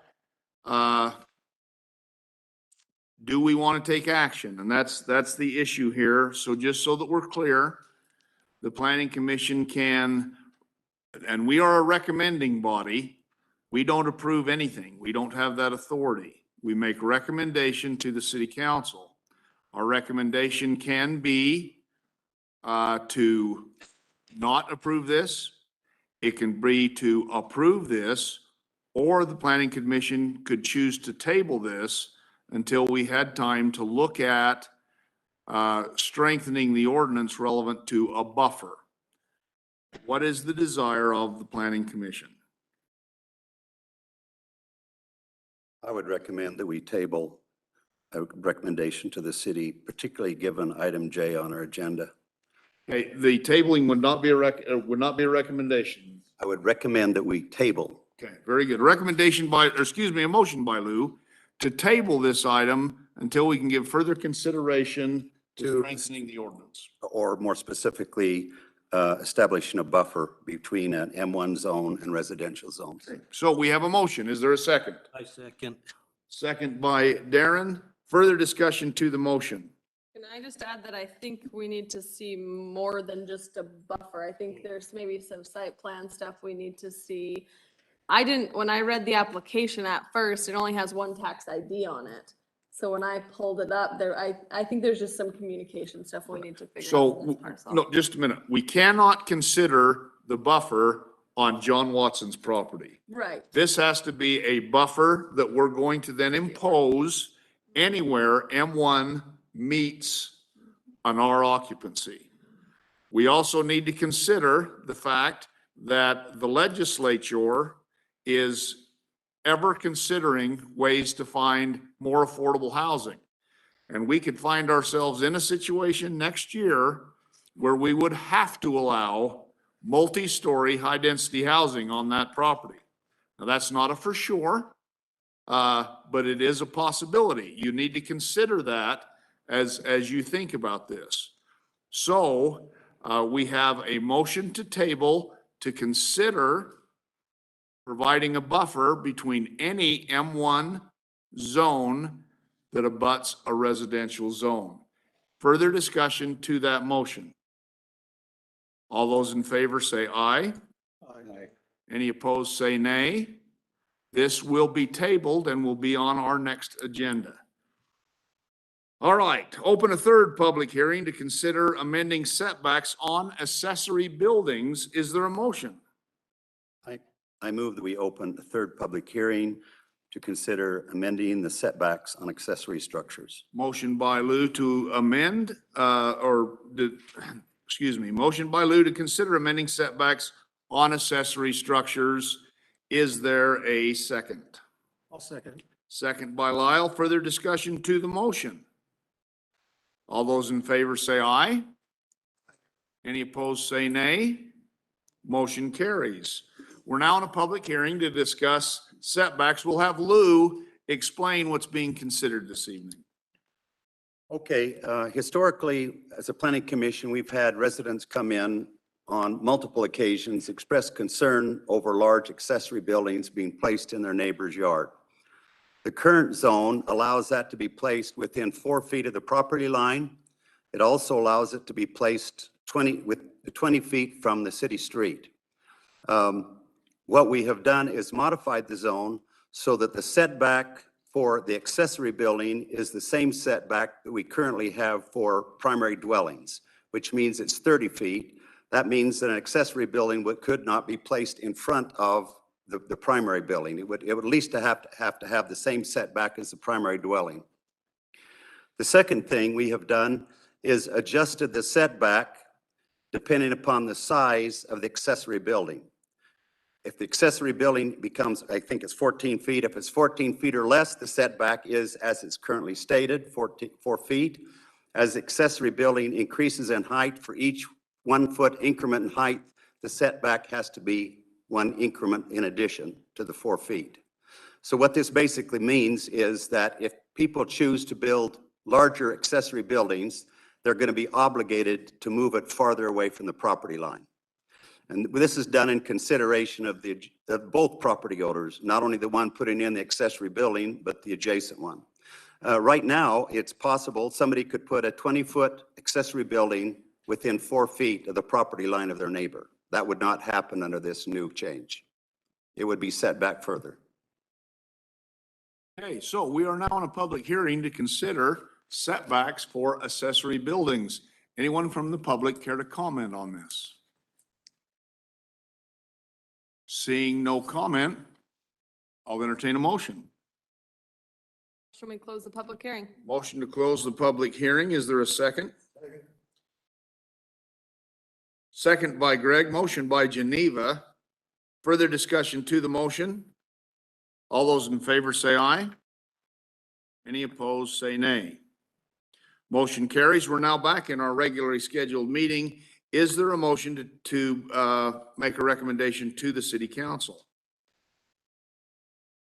I move that we recommend to the city council the action on amending setbacks on accessory structures. So you wish to motion to approve Approve that. the new recommendation? Yes, and recommend the city council. Okay, so we have a motion by Lyle to recommend to the city council approval of the new setback requirements for accessory buildings. Is there a second to the motion? Second. Second by Lou. Further discussion to the motion? Seeing none, all those in favor say aye. Any opposed say nay. Motion carries. Next item on the agenda is to recommend to the city council action on the Dominion Energy Site Plan request located at 1300 North, 1200 West. What is the desire of the Planning Commission? I recommend to the city council action on the Dominion Energy Site Plan request located at 1300 North, 1200 West. You recommend approval? Yes. Okay, so we have a motion by Darren to recommend approval of the site plan. Is there a second? Second by Geneva. Further discussion to the motion? Yes, I have a couple of comments if they could respond to it. Please come to, first of all, introduce yourselves. Tell us who you are and who you represent. So I'm Zach Hansen. I'm with Dominion Energy and I'm the project engineer. And I'm Kevin Mulvey. I'm the property agent on the project.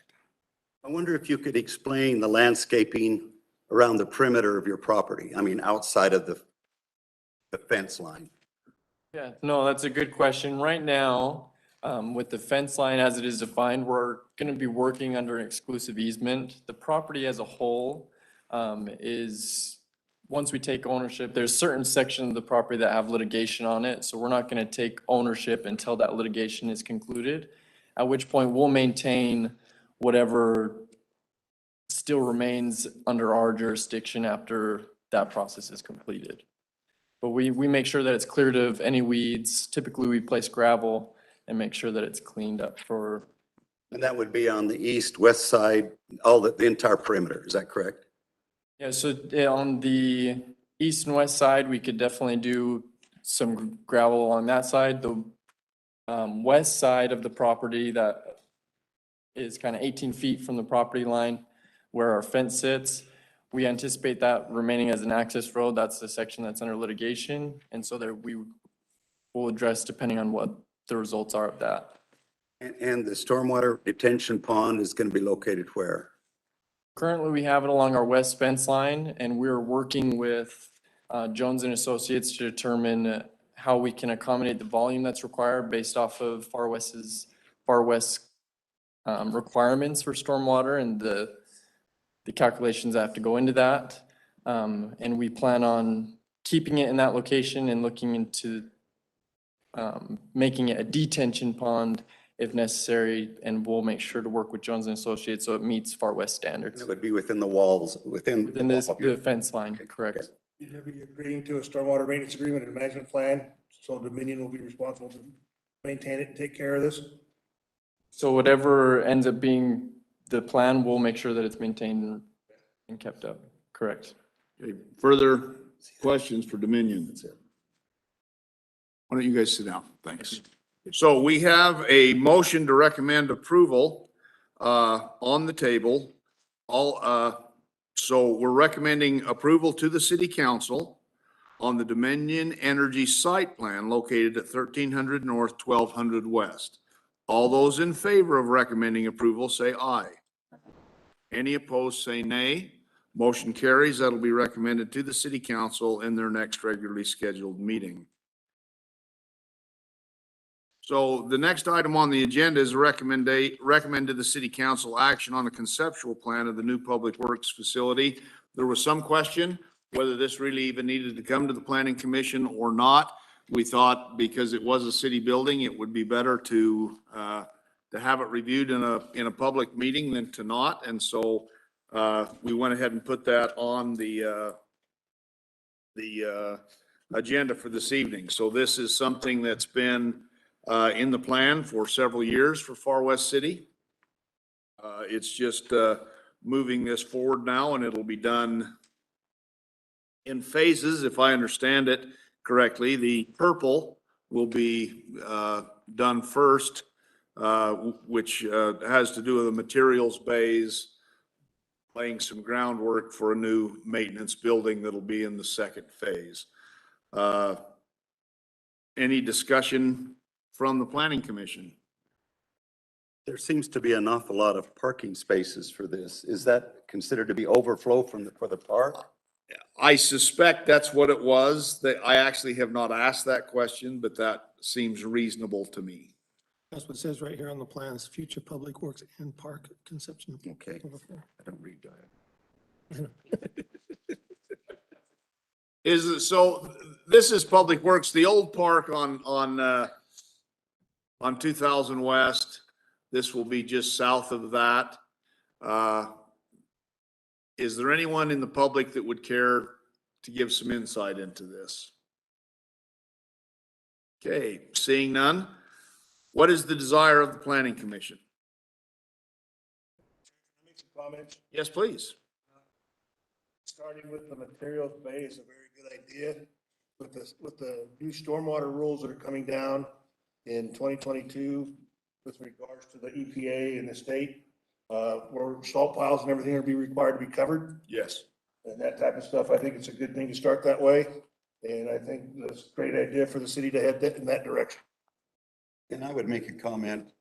It's refreshing that the city is now going to conceal its piles of material in that we require all other developers to do the same. Exactly. Okay, well said. Any other comment? I'll call the question. Do we have a motion? Motion, we approve the site plan for the, new Public Works building. So Greg recommends that we recommend to the city council approval of the conceptual plan for the new public works facility. Is that correct? That is correct. Is there a second? I second. Second by Geneva. Further discussion to the motion? Seeing none, all those in favor say aye. Any opposed say nay. Motion carries. The next item on the agenda is a discussion establishing a buffer between the M1 zone and any residential zones. Now, we're going to do this a little bit different because this generally would only be discussed with the Planning Commission. If you have a comment on this, you're welcome to come to the microphone. Wait till you're recognized. I'll ask for your name and address, and then we're happy to entertain any ideas you might have. I think this is sensitive enough that we can bend the rules here just a little bit. There have been some things, let me just preface this by saying there's been some great suggestions made on this requiring, because we live in a modern age, and so buildings can be lit in a way where they do not provide so much of impact on their neighbors. And that's a very real thing. Noise also can be mitigated, and we'd have to come up with an actual footage, and you have to get into decimals and all of that nonsense, and we'll have to do that. We've also talked about height. This would not have, this particular property, the buildings, because they are north of the residential property, wouldn't have the same impact if they were on the south side. You put a 40-foot building on the south side of this property, and they might not see the sunshine all winter long. And so I think we need to have some type of requirement for distance, for setback, and I think it should be tied to the height of the building. We've also discussed the possibility of setting a maximum height for commercial development in the M1 zone adjacent to, and then again, we're going to have to define what adjacent means.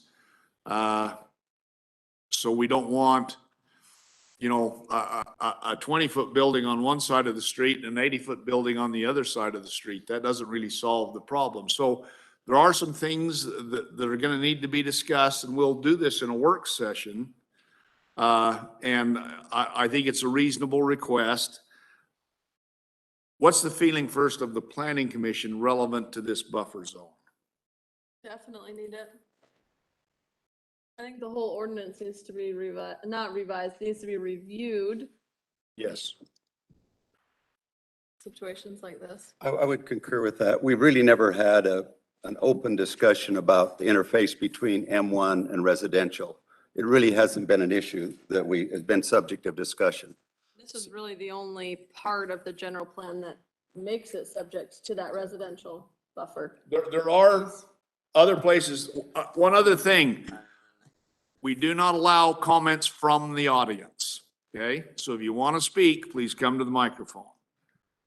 Just come on up. Oh, I'm sorry. Come up to the microphone and then we'll recognize you. Okay. I thought Ed was just saying hi. Please give us your name and address again, please, Ed. Ed Raymer, 1931 North, 2000 West, Far West. My question about this is in the light issue and stuff like that. And my question is kind of odd, and maybe it doesn't really apply, but does this mean that there are light ordinances in your other zones? Because right now, I've seen a lot of places around Far West, and I know many of them are not M1, but we are being flooded in our neighborhoods by these lights. So I'm all for having in the M1 this light control, because it is a big nuisance and it really needs to be addressed. And that's really what I want you to understand. And if it gets addressed elsewhere, great. Super. Thank you, Ed. Mr. Chair, with regards to the light, yes, we can require photometric maps. identify what the light ratios are throughout the property. So this is, and I realize, and we'll be right with you, David. You take something like Associated Foods. Associated Foods has been there for 35 years.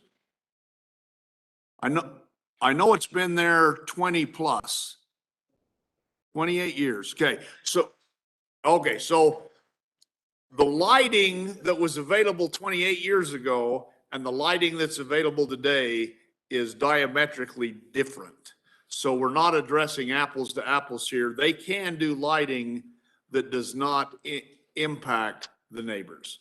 Mr. Chug, your name and address again, please. Thank you. David Chug, 1648 Far West Drive. So this might be a more appropriate time if I could just show 4 photos, if Mackenzie could load those up, or totally Fine to with your me. discretion. See if she can, every time they do something on computers, I think it's magic, so.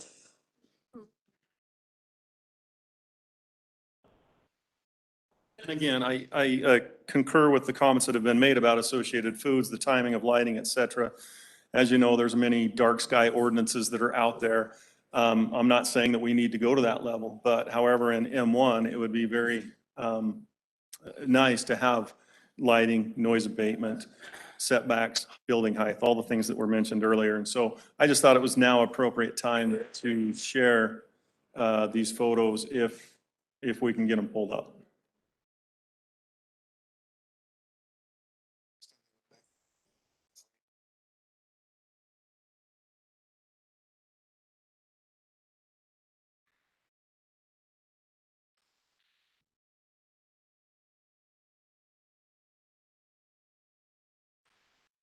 May or may not show up, huh?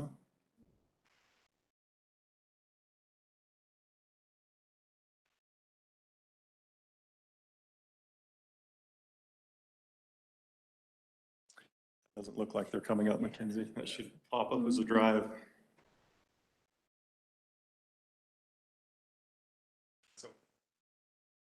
Why don't you give us a description? So what it was is it's 4 photos. It starts with being on 1200 West and going through that new corridor of the BDO building and the housing.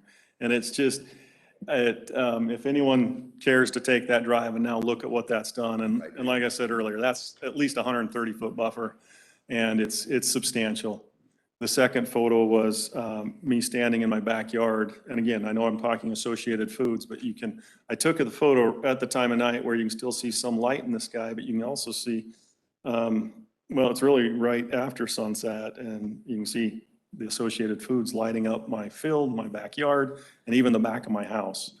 So those are powerful lights. So that's all I wanted to share. Thank you. Anyone else from the public want to give us a suggestion on this? Any other comments from the Planning Commission? Oh, please come up. Please give us your name and your address, please. Shane Denton, 1867 Far West Drive, and I really wish we could pull that picture up, because I've driven that road, and I remarked to my wife, if I lived across the street, I'd have had a heart attack the day they built that 30-foot concrete building up across the street from me. So I can appreciate these guys that are gonna back that up. I step out my door and I can't see Ben Lomond anymore because there's a 30-foot concrete building standing there. So I would definitely say we need to investigate that a little further. Okay, so please remember, they can build a 35-foot tall home 30 feet from your property line. There's a couple of things. We can't protect your view. And we need to remember that, and we respect and honor your property rights. We also respect and honor the property rights of Ted Papageorge. And so when a planning commission makes a ruling and a city council makes a ruling, it has to be done based on the law. And we have to consider everyone's property rights. If you're in a given meeting and everybody is opposed to something, but the developer or owner has the legal right to develop his property, whatever that might be, the planning commission and the city council have 2 choices: approve it or disapprove it and get sued and lose. So please keep in mind that there are multiple property rights here and we have to consider them all. Please, your name and address again. Again, Jason Chugg, 1712 Far West Drive.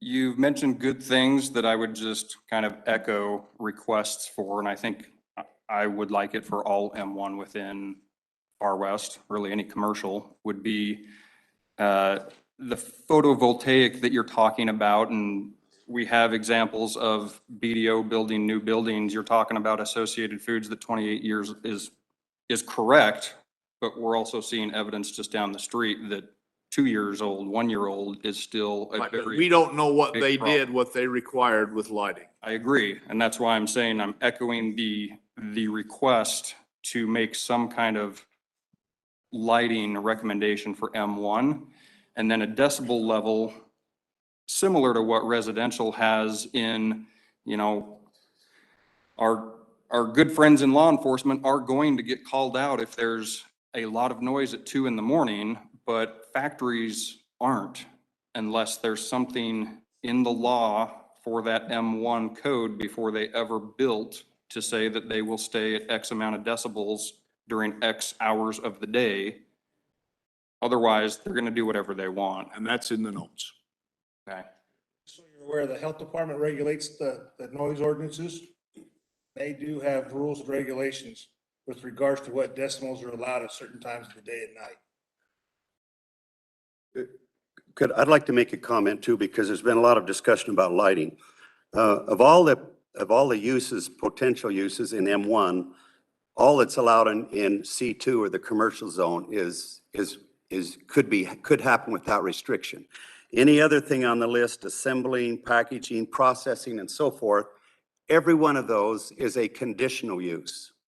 What you need to understand is a conditional use means they come in, they propose what they're going to do, and we can attach to that any and all conditions we wish to. And they're bound by those conditions. Now, we're going to be looking at revising the municipal code, that's true. But in addition to that, there is a formal process when they come in with a site plan where we could attach conditions to that, and they would be bound to those. I understand that, but then you get back to if you do for one and not another, then there's gonna be legal issues. Right, so be very clear here. We are considering a citywide ordinance for any residential property that abuts the M1 zone. Your individual situation will be considered, but it will not be given any more weight than anyone else. The purpose here is to find, and you know, in a perfect world, we could make everybody happy. That's not going to happen.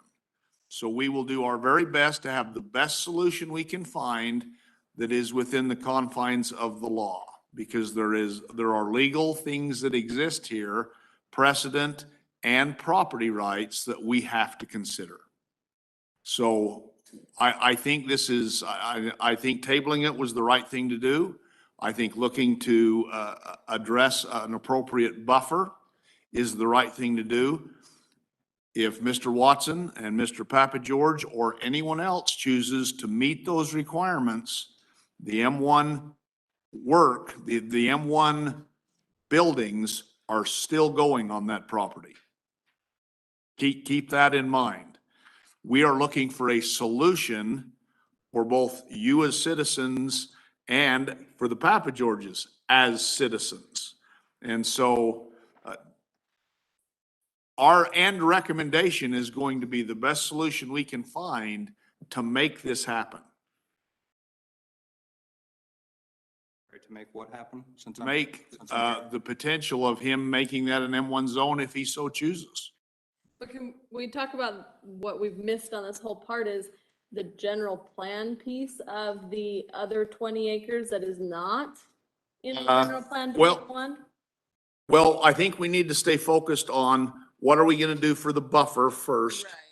And then I think we need to address the general plan item secondarily. Your name and address, please. 1576 Far West Drive. I'll be quick. The thing for you to consider, I don't have a good answer for this, or backup alarms, or those noise studies typically are related to an instantaneous sound. Can't be above so many decibels. The tricky thing is trying to consider all night long backup alarm that shows up below that threshold, but is a nuisance. Be dealing with OSHA with required to that. Oh, yeah. Yeah, I don't have a good answer. I'm just saying, in your deliberation, try to maybe talk about noise from a continuous standpoint. Not only from, typically, we've had some projects where we met the instantaneous blast. We were always below it. But admittingly, they had a low-level continuous noise, nuisance noise. Anyway. Thank you. Thank you. Your name and address, please. Carol Mountier, 1719 Farr West Drive. I totally support Ted and Debbie in their desire to sell. My concern is, and my hope that the commission and the council will be sensitive to all of the residents of Farr West, as you said, that it will affect everybody in this M1 zoning change, or hope to be changed, and put more restrictions into things that will affect the residents. Thank you. Thank you. Okay, anything else? This is just a discussion. There will not be any items. I will put this on our next work. Well, let's see, we've got to finish the general plan work in our next work session. So this will be put on the work session, the meeting following that. And we will start pounding away at this. We'll also, just so you know, we will contact John Watson and see if there's a time frame issue here that we're placing an undue burden on him. So just so you're aware. Is there anyone else that would like to make a suggestion for us on how to make this better?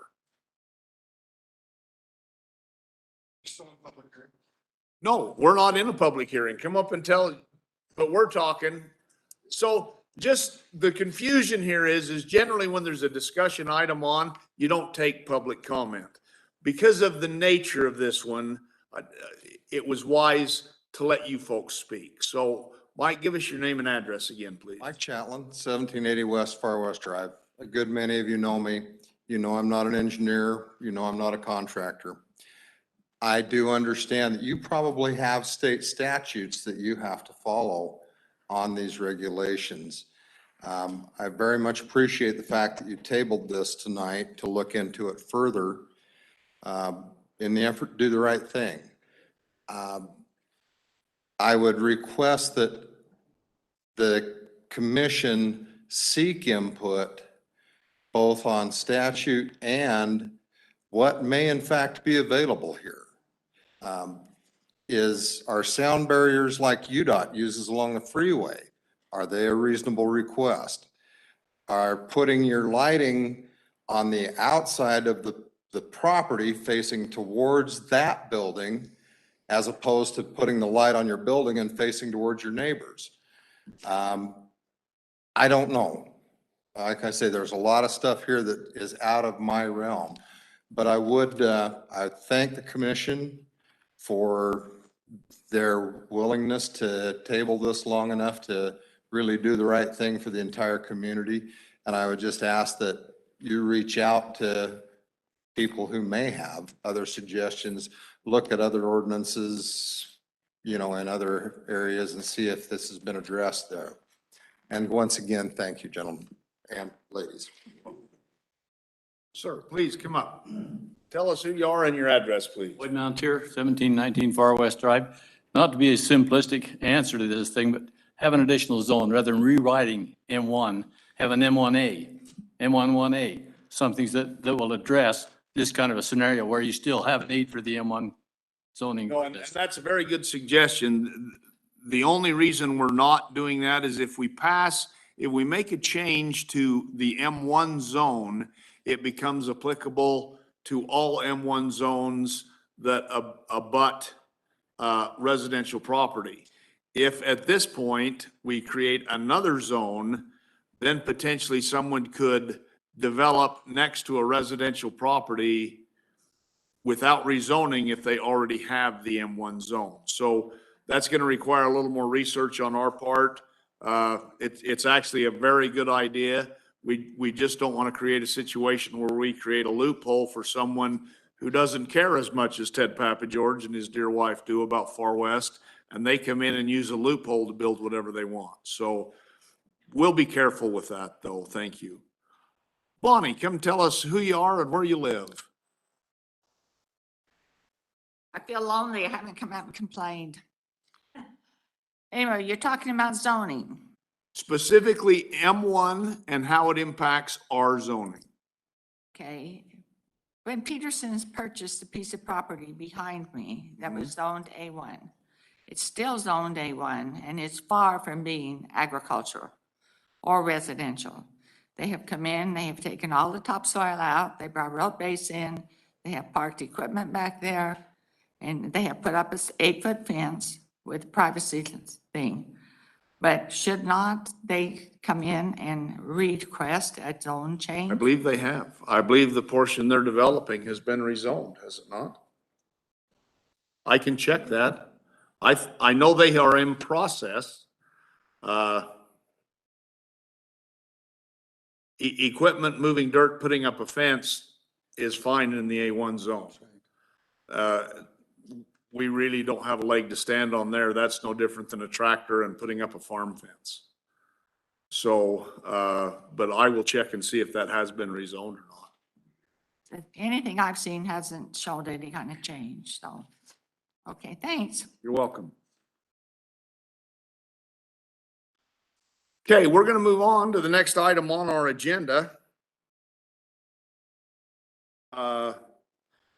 Our second meeting in December is scheduled for December 23rd. Is the Planning Commission interested in holding a meeting on December 23rd? Or would you like to cancel said meeting? Santa Claus gonna show up?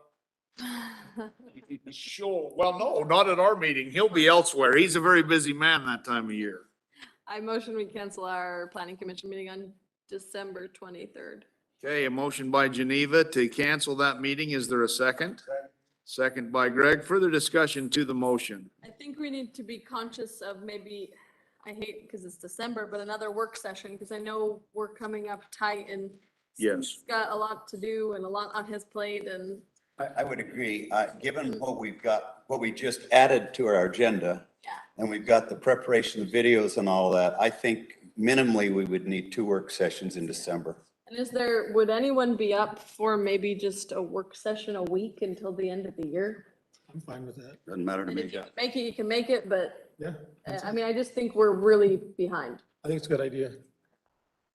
And maybe obviously not the week of Thanksgiving, not the week of Christmas, but that still gives us, 4 more good meetings. Yeah, we'll have a hard stop anyway with city council, so.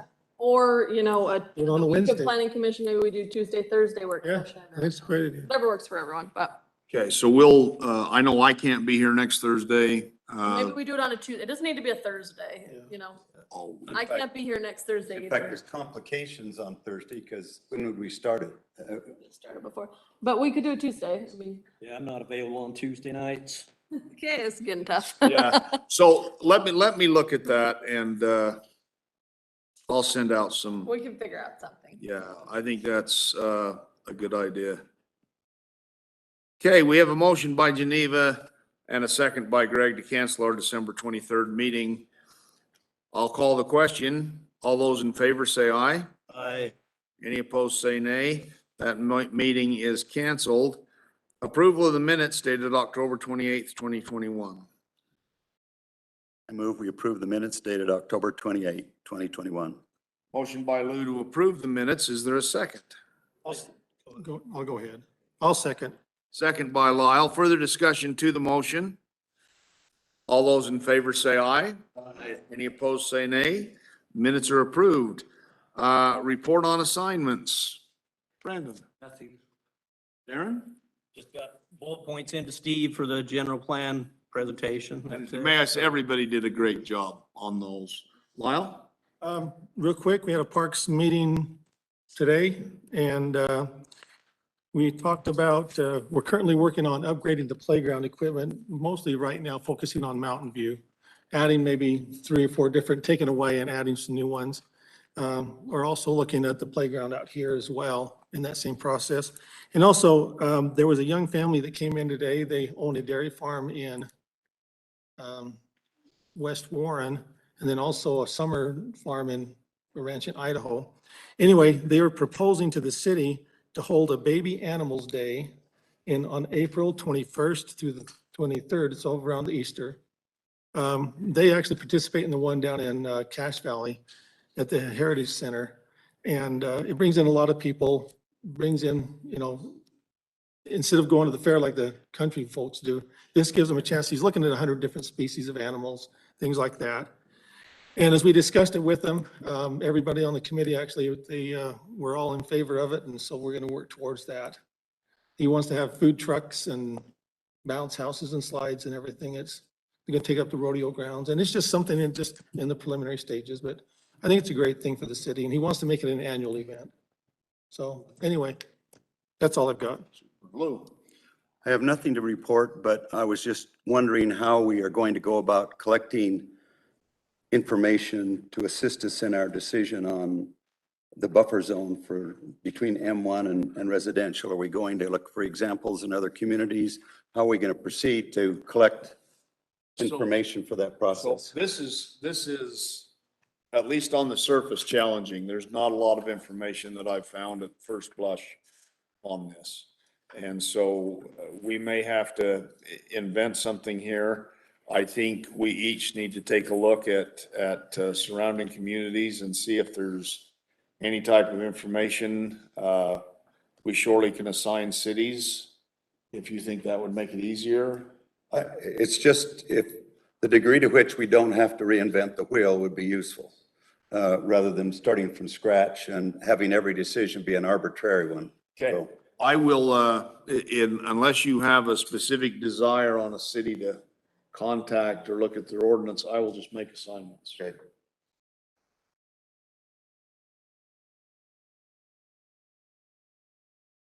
Okay. Geneva. You forgot my name? You No. have to look at the paper? No, I have done that before though. That's why I write the names down. He's not calling you Lal or Lou. No, Hey, that was one time. I had my thumb over it, so I'm safe. I don't have anything to report. Greg? I sent out a copy of the proposed road locations to everyone. Please take a look at those. Give me back with any of your modifications or what you don't like.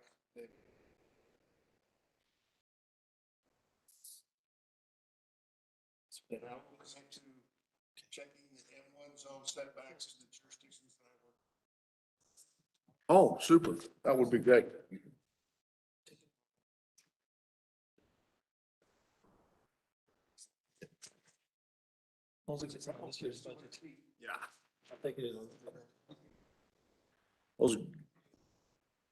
You want to see a bloody conversation? Come watch the gravel pit conversations down at the legislature.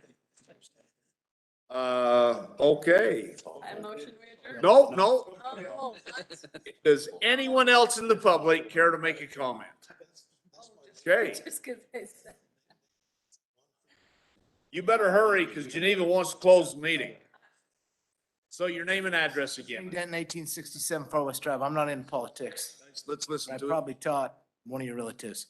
So we found out that you guys bought this property right over here and can put a road in on the end of Far West Drive. Not exactly, that's not true. Well, that's what I want to know about. So it's an emergency access. It will not be an open road. Now, you say not be an open road like soon or ever or? Ever. Ever. The intention of the city council, and you can talk to them because we didn't. Well, I was asking Dave, but we were kind of in a meeting, so I didn't want to. No, that's fine. The issue is Far West Drive, we probably should have never let anybody build on it in the last 25 years. I can tell you why the variances were granted. It's because Far West Drive, it's not their fault. They're a dead end. The freeway came in and cut your road in half. And so there was some compassion and probably should have never happened, but it did. I know the fire marshal that did it. You can call him and call him names if you'd like. I probably would. His name's Ted Black. I'll give you my number. His kids, actually. Anyway, It's for your safety. That's the only purpose. The city did that 100% for your safety. There is no other intent. It's never gonna be paved, and it's not gonna become a racetrack. No, there is no intent to ever let through traffic on that. Ma'am, please come up to the microphone. Tell us who you are and where you live. I'm Whitney Aldrich. I am with Accent Painting. You addressed our conditional use item earlier tonight. And we have another question I'm hoping just to get a little bit of insight from the commission on. The buyer who's purchasing the property is hoping to subdivide that once he purchases that. Do you guys have any reason why you would not grant that if he were to proceed with rezoning that? It's a 3-acre parcel and he's looking to maybe do 3 1-acre parcels? So as long as what he proposes meets the code, the city would have no choice but to approve that. I don't believe he has submitted that thus far. No, we haven't done that. That'll be after he closes on the purchase and then afterwards. But he was just wanting me to come. No, as long as what he proposes meets the requirements of the law, the city is bound to approve it. Okay, perfect. Thank you. You're welcome. It may have conditions. Conditions as far as based on what he's putting there or setbacks or whatever, everything? Oh. So based on what he's putting there, he's just putting those commercial type buildings, but you're meaning? So no, he may have to put in curb, gutter and sidewalk. He may have to landscape. He may have to do some different things as it accesses the state highway. Okay. But as But far as subdividing? as long as it meets the law, we have to approve it. Perfect. Thank you. You're welcome. Anyone else in the public care to make a comment? All righty. Seeing none, I will entertain a final motion. Motion we adjourn. Moved by Geneva, second by Greg. All those in favor say aye. Any opposed say nay. This meeting is adjourned. Yeah, about commercial. All right. Not subdivision.